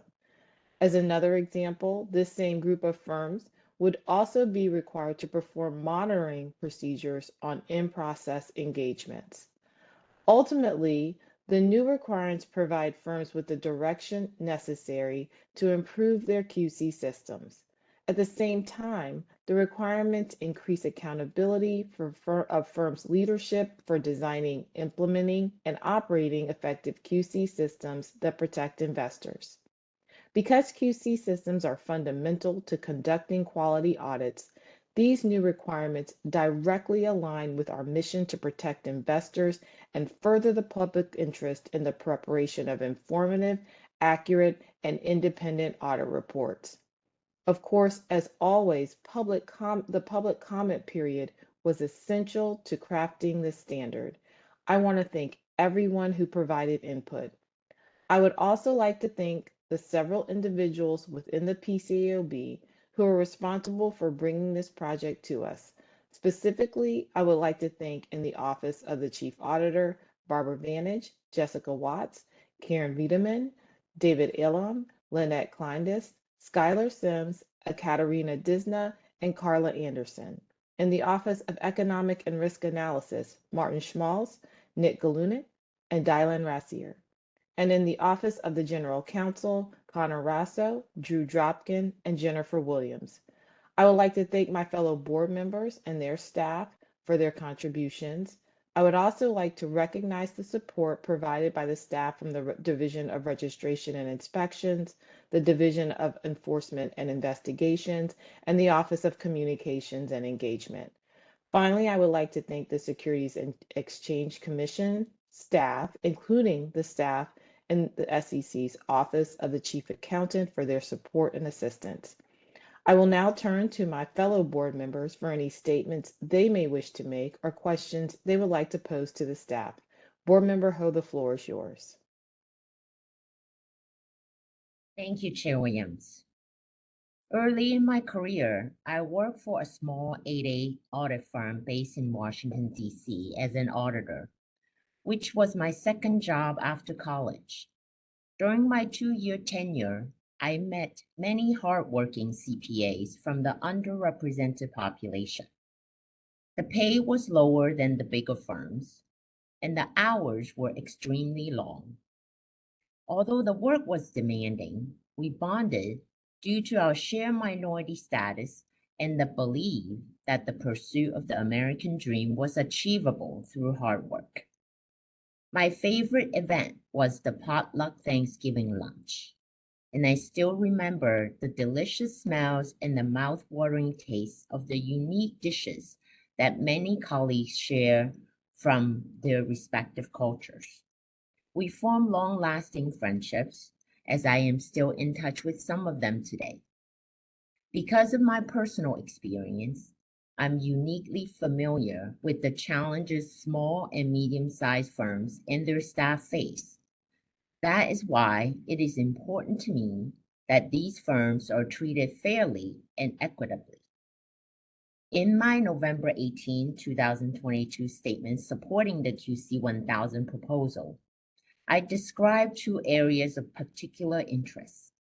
The first area of interest is related to the proposal's design-only requirement and its impact on the registered firms that do not audit public companies or broker-dealers. I stated that I wanted to read the comment letters to understand the burdens the proposed requirements may have on smaller firms and whether they are proportionate to the benefits we are expecting. I stated that smaller firms' ability to remain competitive in the public company and broker-dealer audit marketplace is a key factor in the health of our capital market ecosystem. Thank you to all the commenters who overwhelmingly opposed the need for the design-only requirement. Unfortunately, the adopting release continues to include the requirement. I believe that the adopting release design-only requirement for firms that do not issue public company audit reports, 1, appears inconsistent with the statutory text of the Sarbanes-Oxley Act of 2002, 2, appears inconsistent with what the PCAOB told Congress in 2023, and 3, imposes undue burdens on competition that will hurt smaller public companies, including emerging growth companies, investors, and the competitiveness of audit marketplace. The adopting release states that approximately 51% of registered firms have not performed an engagement under PCAOB standards for a public company, broker, or dealer over the past 5 years. This is a long-standing trend.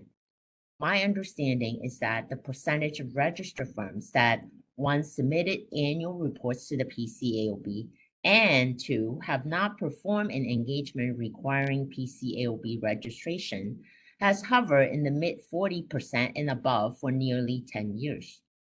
This means that these inactive firms are not providing services subject to PCAOB oversight. Yet the adopting release will require inactive firms to comply with the design-only requirements of our amended quality control standards. The adopting release states that this approach reflects our view that all firms that register with the PCAOB should be appropriately prepared to perform a PCAOB engagement, regardless of whether they are currently subject to requirements. The adopting release contains a legal justification for this approach, specifically that SOX Section 103A2 Cap B directs us to include in our QC standard requirements related to numerous topics for every registered public accounting firm.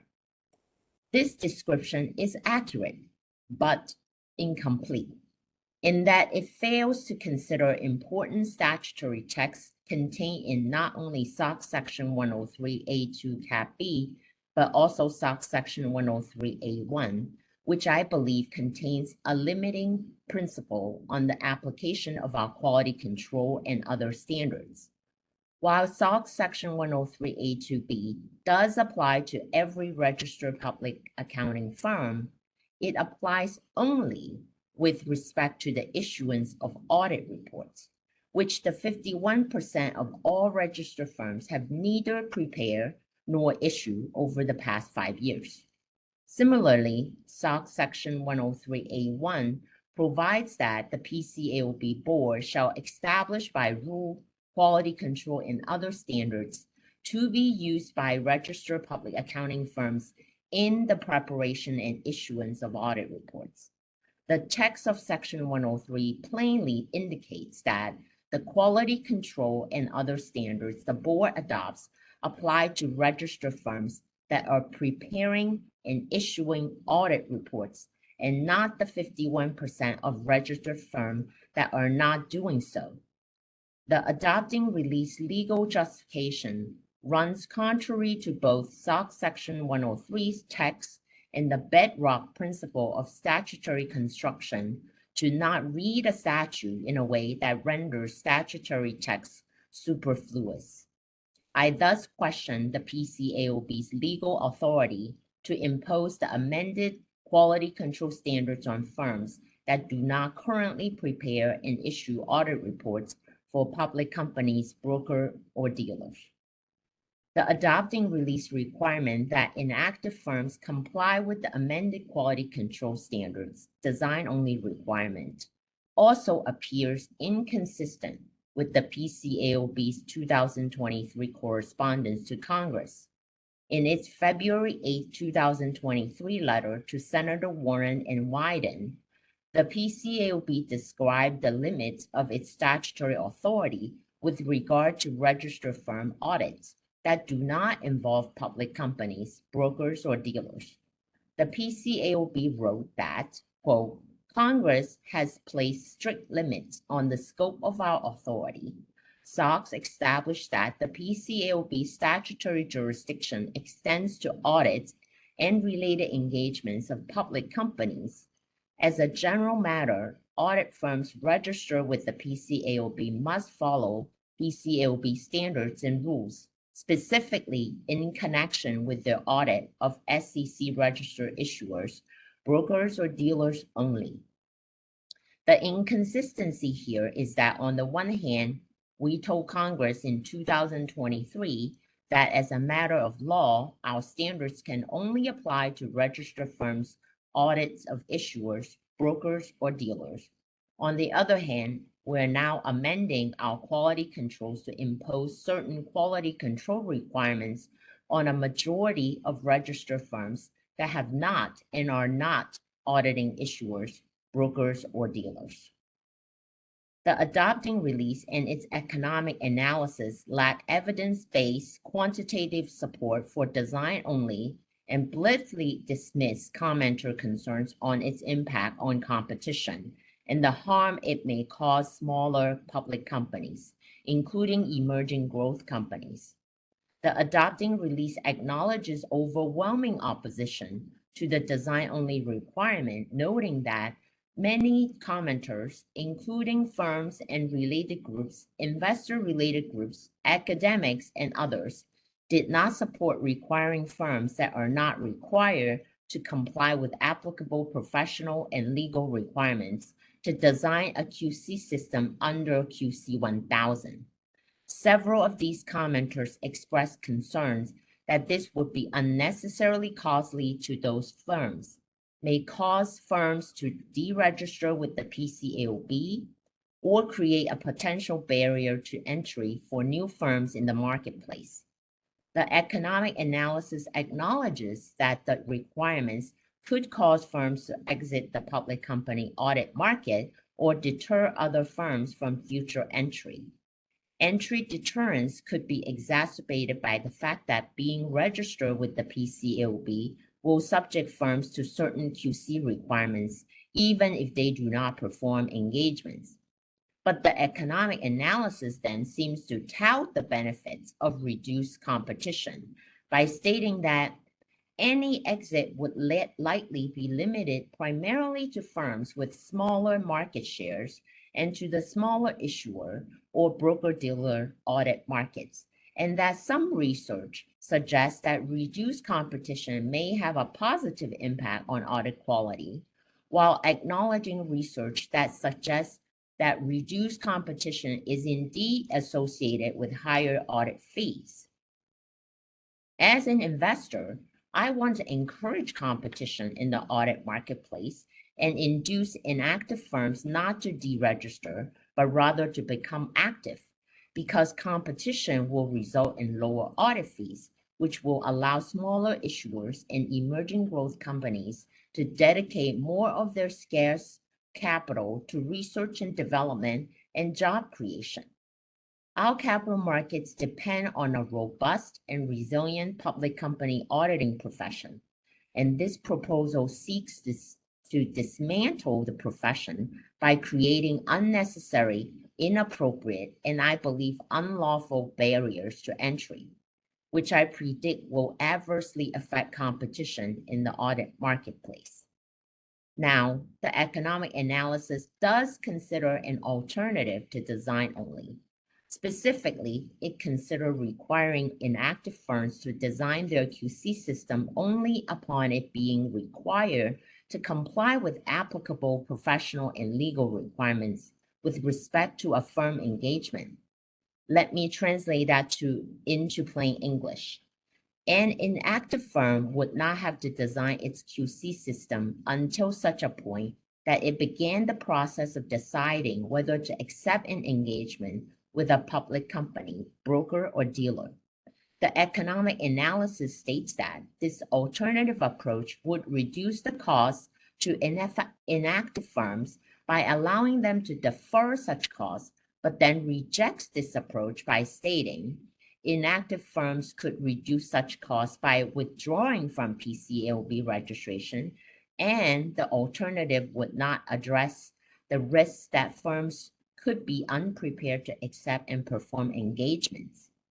I'm dumbfounded that the economic analysis seeks to undermine competition in the audit marketplace by telling inactive firms, if you don't like it, leave. How does creating barriers to entry and undermining competition protect investors? The economic analysis states that investors and audit committees consider engaging the firm could reasonably expect that any firm that could pursue an engagement would already have a PCAOB compliant QC system designed and ready for implementation and operation. I want to know who these investors and audit committees are. The adopting release does not say. To me, it makes no sense to require an inactive firm to incur costs to design its QC system today when it might not seek a public company audit engagement until 1, 2, or 3 years from now. If I were an audit committee member, I would prefer that an inactive audit firm design its QC system closer to real time to when the firm pursues an engagement subject to PCAOB standards, because there is a big difference between designing a QC system under a hypothetical scenario and designing a QC system under an actual scenario. In addition, I am gravely concerned about the injustice of this standard to the small but important firms. The Small Business Administration reported in 2022 that small businesses have accounted for 2 out of every 3 jobs added in the past 25 years. SBA also noted in a 2019 report that small business delivers 43.5% of the United States GDP. Small and medium-sized firms represent 99% of the total PCAOB registered firms, but the remaining 1% audit over 99% of the S&P 500 companies, indicating that capital markets and investors need a more robust and competitive audit marketplace. Yet the PCAOB appears to be indifferent to this problem and keen to further exacerbate the large audit firm oligopoly by proposing and adopting standards and rules that add a proportional burden on smaller firms without articulating clear and supportable benefits. In my opinion, this standard is setting up smaller firms to fail by creating complex and prescriptive requirements that unnecessarily misalign with other standards and possibly promotes more enforcement opportunities, all without an adequate economic analysis. The staff guidance on economic analysis in PCAOB board setting states the board is charged with adopting, by rule, professional practice standards for auditors that serve the public interest and protect investors. High-quality economic analysis helps the board meet this statutory obligation. Economic analysis helps ensure that regulatory decisions, including whether to adopt new requirements and impose corresponding burdens, are informed by a rigorous review and analysis of the best information available. When changes to the board standards are being considered, economic analysis helps tailor the solution to the identified problems and allow the board, the Securities Exchange Commission, and the public to compare the relative merits of different approaches.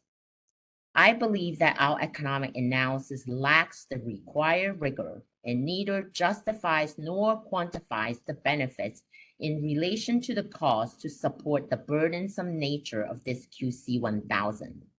For example, the adopting release acknowledges that there is a lack of data to quantify the cost of QC 1000.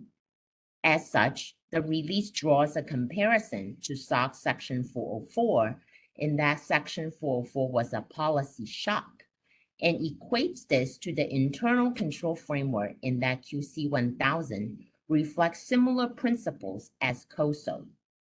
The release cites a study indicating the mean total compliance cost for SOX Section 404 between January 2003 to September 2005 to be $2.2 million or $3.7 million adjusted for inflation based on a sample of companies that voluntarily disclosed Section 404 cost information in their SEC filing during the period January 2003 to September 2005.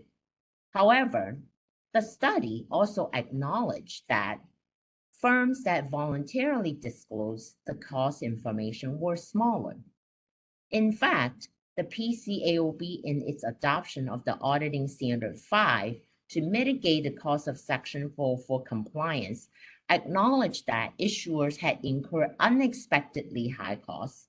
Quote, costs have been greater than expected, and at times the related effort has appeared greater than necessary to conduct an effective audit of internal control over financial reporting, unquote.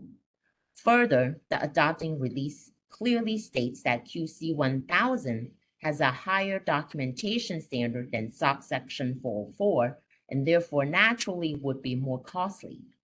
I am deeply concerned with the prevalence of the selective use of evidence or studies such as this throughout our economic analysis. Our November 2020 spotlight related to conducting an economic analysis states, the cost of a standard can be either direct or indirect. Direct costs are those incurred by auditors to comply with the standard. Indirect costs can be incurred by auditors or other affected entities. The adopting release acknowledges that firms will incur direct costs to design a QC system that complies with QC 1000, and that issuers may incur indirect costs. However, it appears that the economic analysis makes no clear attempt to quantify any indirect costs. I'm similarly troubled by the differences with annual evaluation conclusions between the International Standard on Quality Management, ISQM1, and QC 1000.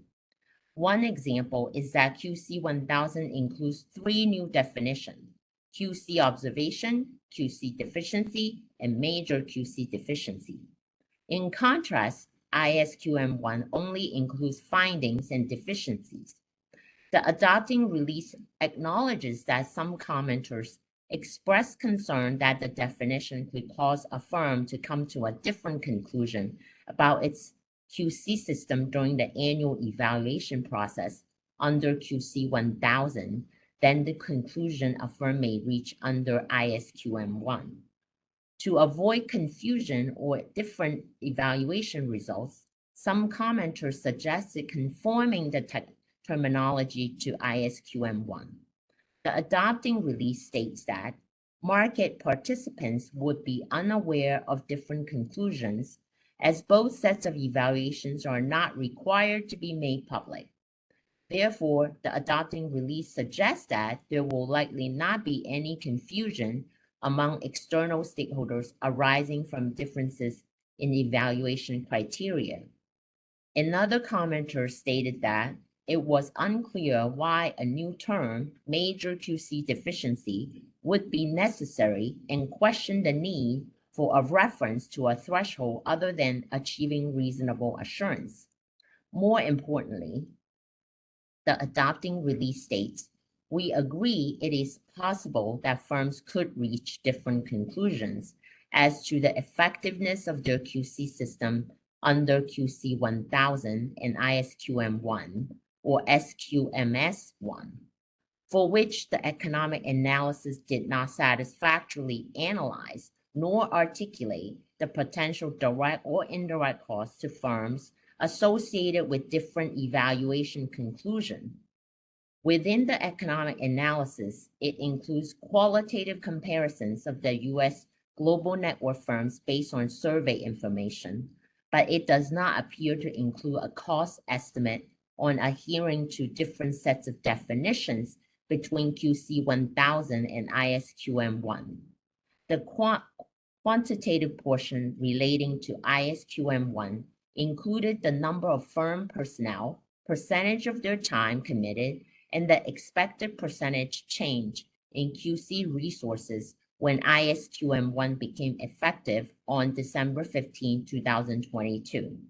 In particular, the economic analysis includes discussion on reporting the annual QC system evaluation. However, it does not appear to elucidate on the potential resource, process, and financial challenges that firms may face related to differing conclusions between QC 1000 and ISQM1. By my staff's count of prescriptive words, such as must, should, and shall, the prescriptive nature of QC 1000 nearly doubles that of ISQM1. However, our economic analysis reflects little to no effort to quantify costs beyond the limited information collected on the ISQM1 implementation, which is substantially less prescriptive than QC1000. Firms will be faced with making multifaceted judgments about the design, implementation, and operation of their QC system. Since it is possible that firms will reach different conclusions on their QC systems under PCAOB and other standards, firms may potentially have to operate two sets of QC systems, resulting in monitoring and remediation challenges. Again, large firms have both the resources to hire more people and implement technology that can assist in addressing QC deficiencies, and the ability to pass the cost to the big issuers that have no real choices other than paying higher audit fees due to the high concentration of the marketplace. As I have stated previously, I'm especially concerned about audit quality impacted by the declining competitive audit marketplace.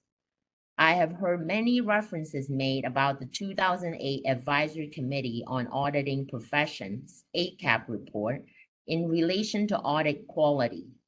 However, notably, there is no mention of the ACAP's recommendations regarding concentration and competition, which includes the following: reduce barriers to the growth of smaller auditing firms consistent with an overall policy goal of promoting audit quality. Because smaller auditing firms are likely to become significant competitors in the market for larger company audits only in the long term. Ironically, this heightened regulatory environment aids the large firms as they have ample resources to comply with new standards and rules, whereas smaller firms will likely be forced to make a strategic business decision on whether it is worthwhile to remain a service provider in the public company audit marketplace. I agree that we need a robust and modernized quality control standard, which was why I supported the proposal over 18 months ago. But we must do it right and not rush to replace an outdated standard with one harmful to audit quality by increasing burdens without credible benefits that will likely reduce competition. Rather than potentially dismantling the audit profession and simultaneously setting copious standards that ironically make this profession exceptionally unappealing to future accountants and auditors, we as a regulator should thoughtfully balance the scale using evidence-based quantitative and qualitative analysis to justify the need for our standards. In other words, requirements should promote a commensurate balance between benefits and the associated direct implementation costs to audit firms that by extension are passed on to issuers and broker-dealers and then indirectly reduce returns on investments. Now, I'm mindful of the aphorism, don't let the perfect be the enemy of the good. But I feel compelled today to cast a dissenting vote due to the myriad of concerns I have on the design-only requirements and the insufficient economic analysis in justifying the unnecessarily complex and burdensome requirements that are, in my opinion, harmful to audit quality. While I am disheartened, the board's vote today is not the end of the process. Under SOX, the SEC must approve this adopting release in order for it to become effective. Under SOX and Section 19B of the Securities Exchange Act of 1934, the PCAOB will submit a Form 19B-4 to the SEC, which will be posted on the PCAOB's website, and the SEC will solicit public comment.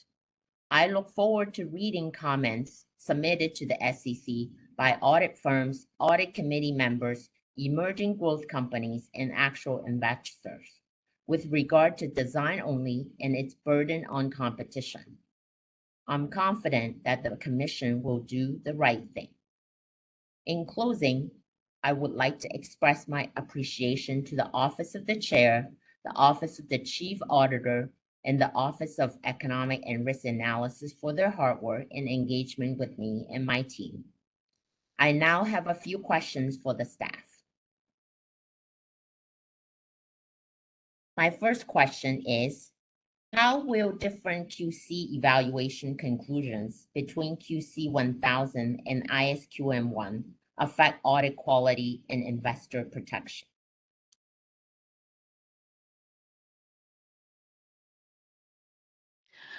Thank you, Christina, for your question.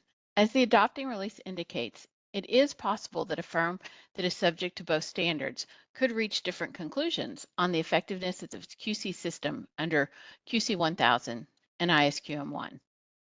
The differences are not just due to the terminology, but due to the underlying requirements.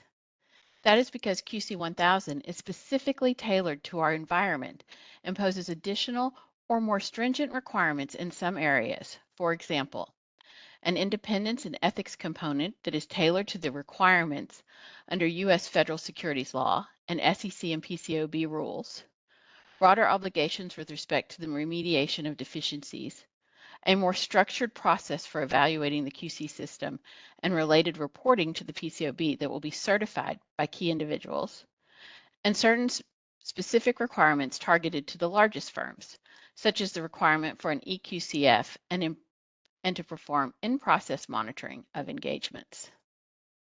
We believe that if there are differences in a firm's QC system evaluation under two standards, they will likely flow from the fact that QC 1000 demands more of firms than ISQM1 does, and that will contribute to audit quality. So so are you in agreement that the firms might have to operate two different QC systems? No, I don't believe so. I think the systems themselves are very similar. There are certain requirements that are additional for the largest of firms, and then there are some requirements that are scalable for smaller firms. But I don't think that they are the underlying systems are different. They would have different evaluations. I thought and they're not inconsistent. I thought you just said that we have different conclusion because we have very different requirements from ISQM1. We have some different requirements that are specific to our environment, such as ethics and independence. Our independence requirements follow the U.S. independence requirements under the SEC rules and the PCAOB rules. And then we have specific other requirements that we believe are appropriately and tailored to the U.S. market. But otherwise, the two standards are very consistent throughout all of the components. So to me, it sounds like the differences would still require the firms who will have to do things different, and therefore could potentially have to have different monitoring and remediation approach. I will go ahead and to my second question. Okay. In the interest of time, can the PCAOB today inspect or investigate firm that has never performed a public company, broker, or dealer audit? Thank you for your question. We appreciate the opportunity in the Office of the General Counsel to work with you and your advisors throughout this rulemaking process. With respect to inspections, the Sarbanes-Oxley Act describes the scope of the PCAOB's inspection authority, and the statute provides that the board shall conduct a continuing program of inspections related to the performance of audits, the issuance of audit reports, and related matters involving issuers. The statute also authorizes the board to inspect firms that provide audit reports for brokers and dealers, and it authorizes the board to conduct special inspections either on its own initiative or at the request of the commission. Accordingly, whether a registered firm has engaged in activity that falls within the scope of that statutory language and therefore makes them eligible for inspection depends on the particular facts and circumstances of the firm's activity and would need to be assessed by the board in consultation with the Office of the General Counsel on a case-by-case basis. So as far as Sorry, my apologies. You can finish. As far as investigations are concerned, the Sarbanes-Oxley Act also describes the scope of our investigative authority. Here, the PCAOB can investigate potential violations of a number of things, including violations of PCAOB rules. And as we know, registered firms, regardless of their audit activity, are required to comply with certain PCAOB rules, such as the rules governing the filing of annual reports, the filing of special reports, the payment of annual fees. The PCAOB can investigate all registered firms for their violation of these rules, just as one example. Okay, thank you. So do we today inspect registered firms that have never performed a public company or broker or dealer audit? I'm not aware of us having done so, but again, in the future, the particular facts and circumstances would need to be addressed by the board in consultation with OGC. Okay, next question. Do registered firms under current QC 2040 have to comply with any of our QC standard if they have not performed a public company, broker, or dealer audit in the past 5 years and are not contemplating accepting of an engagement with a public company, broker, or dealer? Thank you for that question. Yes, they do. PCAOB Rule 3400, capital T, provides that all registered public accounting firms and their associated persons shall comply with quality control standards, and that includes current QC 20, current QC 30, and current QC 40. Paragraph 1 of QC 20 requires registered firms to have a system of quality control for their accounting and their auditing practice. Importantly, when a firm applies to register with the board, the firm applicant is required to submit a statement of the quality control policies of the firm for its accounting and auditing practices. Indeed, Congress expressly required in Section 102 of the Sarbanes-Oxley Act that that be part of the required content of a registration application. And accordingly, the board does and has required applicants as part of the registration process to describe their quality control policies relating to the 5 specific elements of quality control that are currently identified in QC 20. So I do want to point out that what you just referenced is as part of the registration process, the Section 102, that requirement. And the quality control standard we're discussing here are not as apply as part of registration. And you just mentioned that we do not inspect. We have not inspected. You said that we could, but we have not inspected any registered firm that has never performed a public company, broker, or dealer audit, which means that we have not enforced any compliance to QC 20 to 40 if indeed we have actually asked the firms to comply with the QC 2040. I'll move on to my last question. In the legal analysis relating to design only, you emphasize Congress used the word every in SOX Section 103A2 Cap B, but you do not discuss or mention the phrase with respect to the issuance of audit report in Section 103A2B. How does that phrase bear on the scope of our standard setting authority? Thank you for your question in that regard. As you note, Section 103A2B of the Sarbanes-Oxley Act refers to quality control standards that the board adopts with respect to the issuance of audit reports. And QC 1000, as recommended for adoption today, is a quality control standard with respect to the issuance of audit reports. And for that reason, we believe that it comports with that aspect of the Sarbanes-Oxley Act. However, separate from that description of what the quality control standards must be with respect to, there is separate language in Section 103A2B that directs the board to include requirements for, quote, every registered public accounting firm relating to particular areas of quality control. We believe that this language, in particular the use of the word every, is meaningful. This is the only instance in the Sarbanes-Oxley Act where Congress used the phrase every registered public accounting firm. And indeed, in other sections of the Act, including sections 101, 104, and 106, Congress used different, more limited language when it wanted to qualify the universe of public accounting firms or registered public accounting firms to which a provision applies.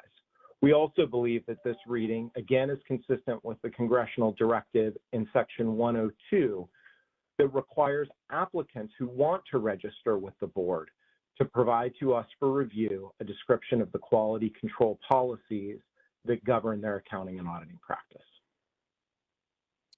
So why didn't you discuss this with respect to language in the legal analysis of the adopting release?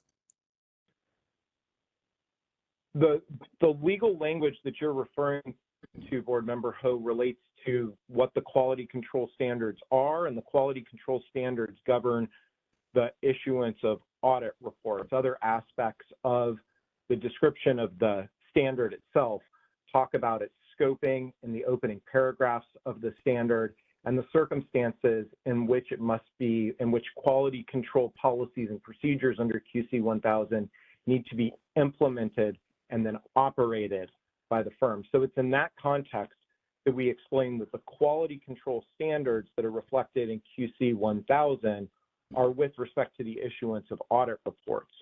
With respect to the concerns that you've discussed about the obligations to design a system that complies with QC 1000, it is there that we discuss what we view as the relevant statutory language where Congress uses the word every registered public accounting firm.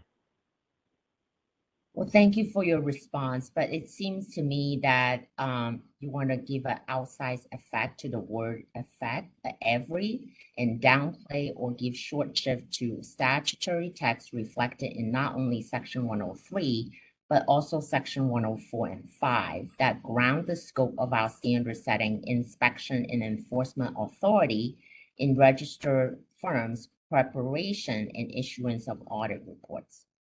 Thank you for your response. Thank you. Back to you, Chair Williams. I have no more questions. Thank you. Board Member Stein, the floor is yours. Thank you, Chair Williams. I want to start out by thanking our staff for the tremendous time and effort they've put into this project, which is ultimately about how to get audit firms to do better. I think it helps to begin by thinking about evolution. Natural selection, driven by genetic mutations that occur over generations, bring about gradual change that enhances the fitness for survival in a particular environment. And I believe a similar process is at work in our capital markets. Since the Industrial Revolution, investors and company managers have focused on quality management to drive improvement and gain a competitive edge. I actually worked one summer when I was in college to help a company manage its quality control circle program. The quest for high quality means a quest to allocate scarce resources, to prevent the occurrence and reoccurrence of failure, and to deliver optimal products and services. Effective quality management or quality control, it varies by industry, but it involves a data-driven, iterative approach and a focus on systems and their reliability and their adaptability. So I'm very pleased that the staff has crafted a final standard that does just that for the audit profession, helping it do better at its job. The standard before us today is principles-based with some prescriptive provisions. It's scalable, depending on an audit firm's environment and risk profile, and it's focused on continuous surveillance to detect and immediately address deficiencies in auditing. Importantly, the standard establishes minimum acceptable quality, which is in compliance with PCAOB standards. At the same time, the standard also encourages audit firms to exceed the minimum level of quality, with flexibility to establish quality objectives to raise audit quality from simply passable or C-level work to A-level work. In effect, the standard establishes a floor, but there is no ceiling. This empowers audit firms and auditors to be innovative and to drive quality beyond mere compliance with our standards. The most important characteristic of QC 1000 is that it replaces a standard written with the audit profession in mind to one focused on investors and the public interest. Reorienting the standard means that for the first time in 100 years, an audit firm's system of quality control must reflect and reinforce its role, quote, in protecting the interest of investors and furthering the public interest in the preparation of informative, accurate, and independent audit reports, end quote. That is going to prove to be a powerful change. Moreover, there is real accountability built into the standard. Under the final standard, the audit firm CEO must certify an annual evaluation regarding whether the audit firm's system of quality control is effective. This aligns with the requirement that public CEOs and CFOs have had since 2002. I am particularly proud of the provision of the standard that requires audit firms with the largest footprint or presence in our capital markets to establish and empower an independent quality control function. This provision will supersede the advisory groups that some audit firms have developed with the External Quality Control Function, the EQCF, whose sole focus is on quality control. This morning, the board voted to adopt a new standard regarding the responsibilities of the auditor. AS 1000 is integral to an effective system of quality control, which is best done by rigorously guarding an auditor's professional skepticism and professional judgment. Approximately 1 month ago, the board proposed a standard for enhanced audit firm reporting. Today's quality control standard has some important links to that proposal as well. For example, the audit firm reporting proposal seeks comment on the public transparency of an audit firm's independent quality control function. Independent governance of an audit firm's system of quality control is a means of improving audit quality.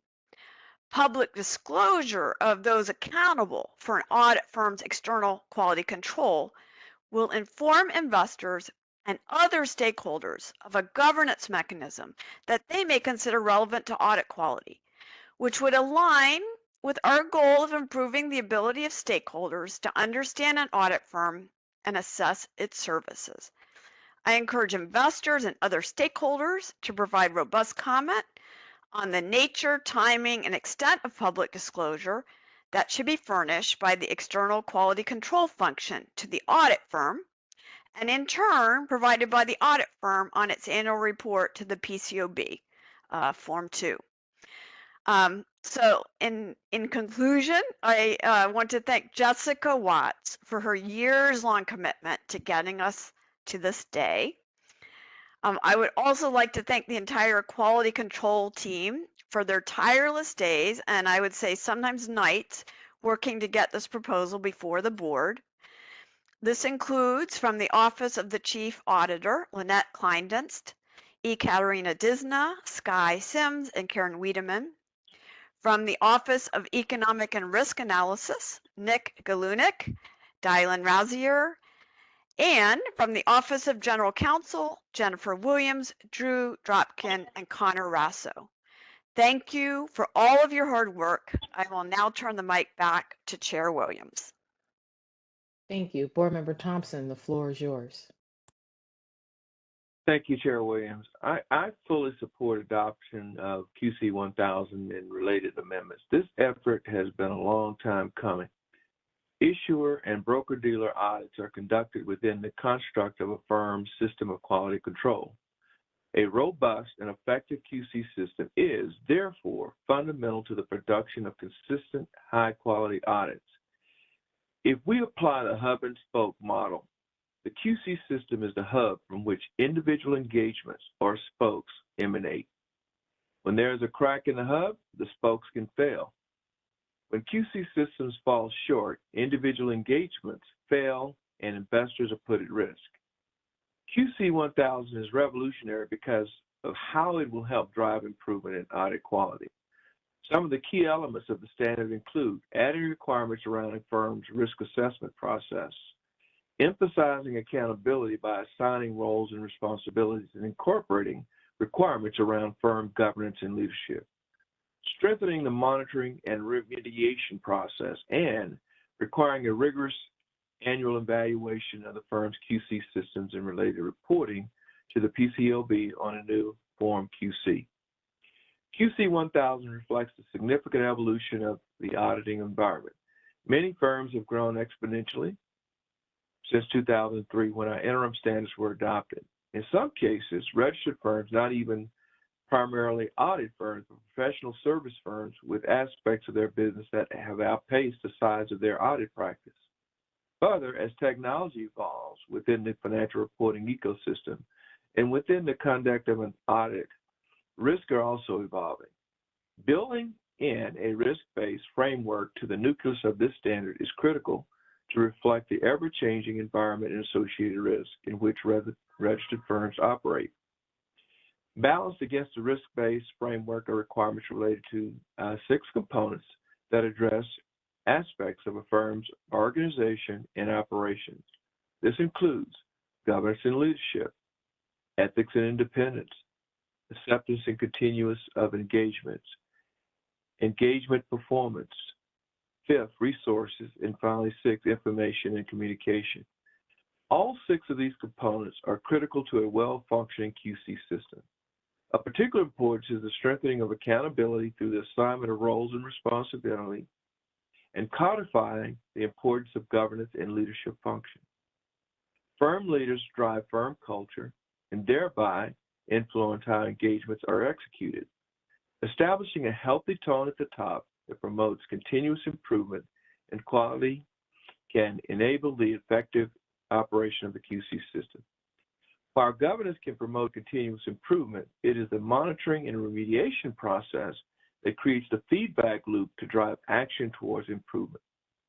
Recent inspection trends suggest that many firms could benefit from improvements in monitoring and remediation. Timely detection and remediation of engagement deficiencies and QC deficiencies are ultimately in the best interest of investors. It strengthens the trust of auditors across the ecosystem. QC 1000 requires firms to annually evaluate the effectiveness of their QC system and report the results on Form QC. This non-public form will include the firm's overall conclusion of effectiveness, reporting on unremediated QC deficiencies, along with those responsible for the system of quality control.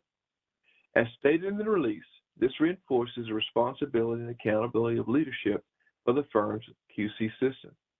I believe that if the firm takes ownership of the evaluation and results, it will be incentivized to own the steps towards continuous improvement.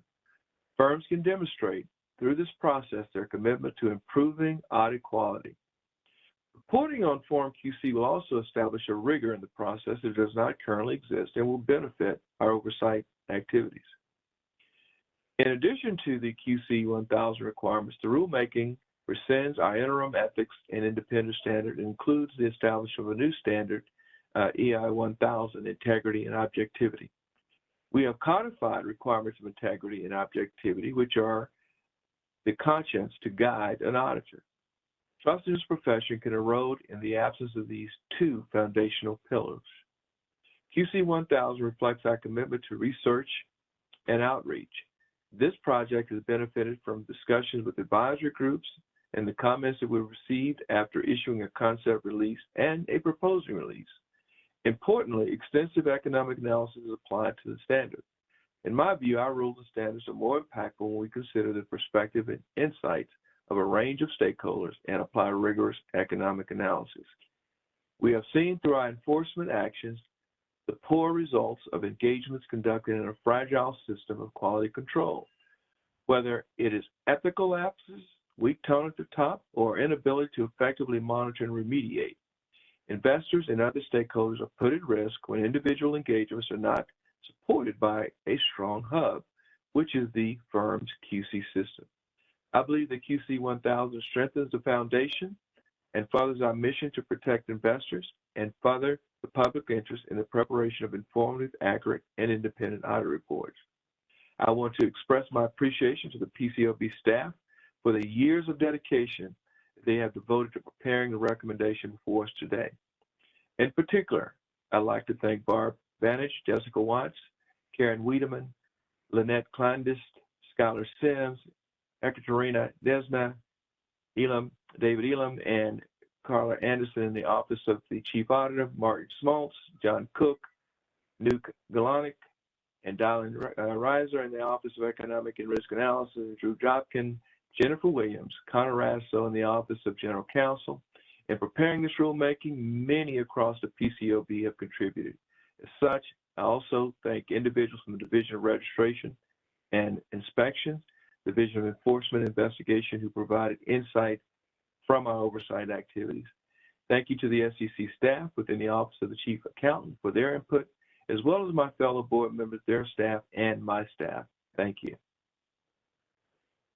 Thank you. Board Member Bodick, the floor is yours. Good afternoon, and thank you again, Chair Williams. I am pleased to support the adoption of QC 1000, a firm system of quality control. By separating quality control from other auditing standards as a specific area of focus, the Sarbanes-Oxley Act acknowledged that a robust system of quality control is critical to audit quality. This standard represents a milestone which will significantly change the requirements for the quality control system under which public company audits are performed. These changes have been designed to strengthen the system supporting a registered firm's audits, ultimately protecting investors and supporting the public interest. As I have thought about QC 1000, I found it helpful to consider this standard within our larger standard setting agenda. The PCAOB's actions to modernize standards include initiatives to address matters internal to a registered firm, such as the standard before us today, as well as initiatives to provide transparency to investors and other external stakeholders, such as our proposal for firm and engagement metrics. The benefits of the proposal for firm and engagement metrics would be more visible to stakeholders, but the benefits of QC 1000 are also tangible since it requires registered firms to design and implement where required a comprehensive system of quality control to respond to their specific risks. These changes directly correlate to audit quality. While different standards have different focuses, they work in tandem to advance the PCAOB's goal of promoting transparency and trust within the audit profession. I want to highlight the following 3 areas of the standard that I believe are particularly helpful in supporting audit quality. These areas are the refinement of the external quality control function, EQCF, expanded requirements to maintain a program for collecting and addressing complaints and allegations, and third, an emphasis on the culture of firms that perform audits for public companies. QC 1000 establishes the role of an EQCF to add oversight of a firm's governance structure for firms that issue audit reports for more than 100 issuers in a calendar year. This role was part of the proposal, and this standard further clarifies the role. The EQCF would have the following key aspects. First, the standard mandates that the responsibilities of the EQCF include evaluating the significant judgments made and the related conclusions reached by the firm when evaluating and reporting on the effectiveness of its quality control system. Other specific responsibilities are not mandated. Firms have the flexibility to tailor the role to respond to the nature and circumstances of the firm. Second, the standard requires for the individual or individuals serving as EQCF to have the experience, competence, authority, and time necessary to enable it to carry out its responsibilities. Third, consistent with the concept of the feedback loop presented in the standard, a firm must consider the results of the EQCF's evaluation in its ongoing monitoring of the quality control system.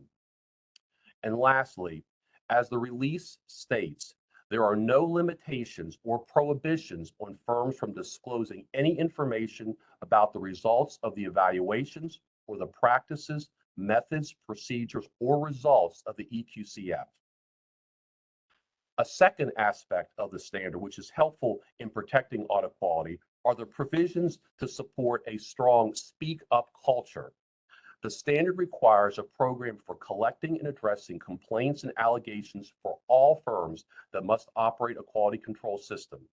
In addition, firms must protect those who make the complaints or allegations from retaliation. I look forward to observing how firms design and implement controls to ensure they are cultivating environments where individuals feel comfortable speaking their minds, sharing their ideas, and raising concerns without fear of negative consequences. Given the importance of firm culture to audit quality, I view this as substantially more than a compliance exercise. A speak-up culture leads me to the standards approach toward a firm's broader culture. Historically, the PCAOB has primarily emphasized and evaluated a firm's tone at the top, how the commitment and messaging of a firm's leadership fosters an environment that encourages and supports audit quality. However, firm culture is far more expansive than governance, leadership, and tone at the top. A solid tone at the top does not always trickle down to the professional staff performing the audit. A firm's entire culture can be undermined by the culture of a particular region or office based on local behaviors. From creating unrealistic time budgets to cheating on exams, individual actions can have oversized implications on the performance of audits. A firm culture has a significant influence on quality. That is why I am pleased this standard specifically emphasizes the importance of culture on a system of quality control through its inclusion of additional risk consideration. Specifically, the standard requires firms to obtain an understanding of the conditions, events, and activities that may adversely affect the achievement of its quality objectives. This step requires an understanding of the culture of the firm and the extent to which a culture of integrity and a commitment to audit quality is promoted within the firm and embraced by firm personnel across all levels. Through this requirement, the PCAOB is sending a strong message that culture is critical to the system of quality control and is not limited to tone at the top. Lastly, I would like to spend a moment on the amendments to AS 2901, responding to engagement deficiencies after issuance of the auditor's report. These changes broaden the scope of AS 2901 to incorporate the requirement for action on engagement deficiencies for both financial statement audits and internal control over financial reporting audits, unless it is probable that the auditor's report is not being relied upon. Under this amendment, remedial action is required for all engagement deficiencies, both those that affect the auditor's opinion and those that do not. In addition, the amendment indicates that an engagement deficiency represents a quality control observation that must be considered in the operating effectiveness of the firm's quality control system. I encourage firms that receive PCAOB inspection findings to evaluate the implications this amendment will have on the system of quality control after it becomes effective. The road to this adoption began well in advance of the concept release in December 2019. So much has changed in the profession since then, including the Great Resignation, the continuing evolution of technology, the rise and fall of special purpose acquisition companies or SPACs, the consolidation trend of smaller firms, the increased frequency of private equity investments in accounting firms, and the performance of audits in a remote environment. And we cannot predict what changes the future holds. With the framework established by QC 1000 in place to design, monitor, evaluate, and adapt, the quality control systems of today's registered firms will be prepared to respond to the challenges of tomorrow. Bringing this statement to adoption took years of effort from many. I want to extend my sincere gratitude to the individuals and firms that took the time to provide comment letters. This final standard has been enhanced by your feedback. Internally, We could not have reached this point without the extraordinary efforts of the staff of the Office of the Chief Auditor, the Office of Economic and Risk Analysis, the Office of the General Counsel, and the Office of the Investor Advocate. I thank you all for your dedication to this transformative standard. I also want to thank my fellow board members whose perspectives inform my own evaluation of this standard. Thank you. Thank you. Unless there are any further discussions from the board, I would now call for a vote on the staff recommendation. Board Member Ho.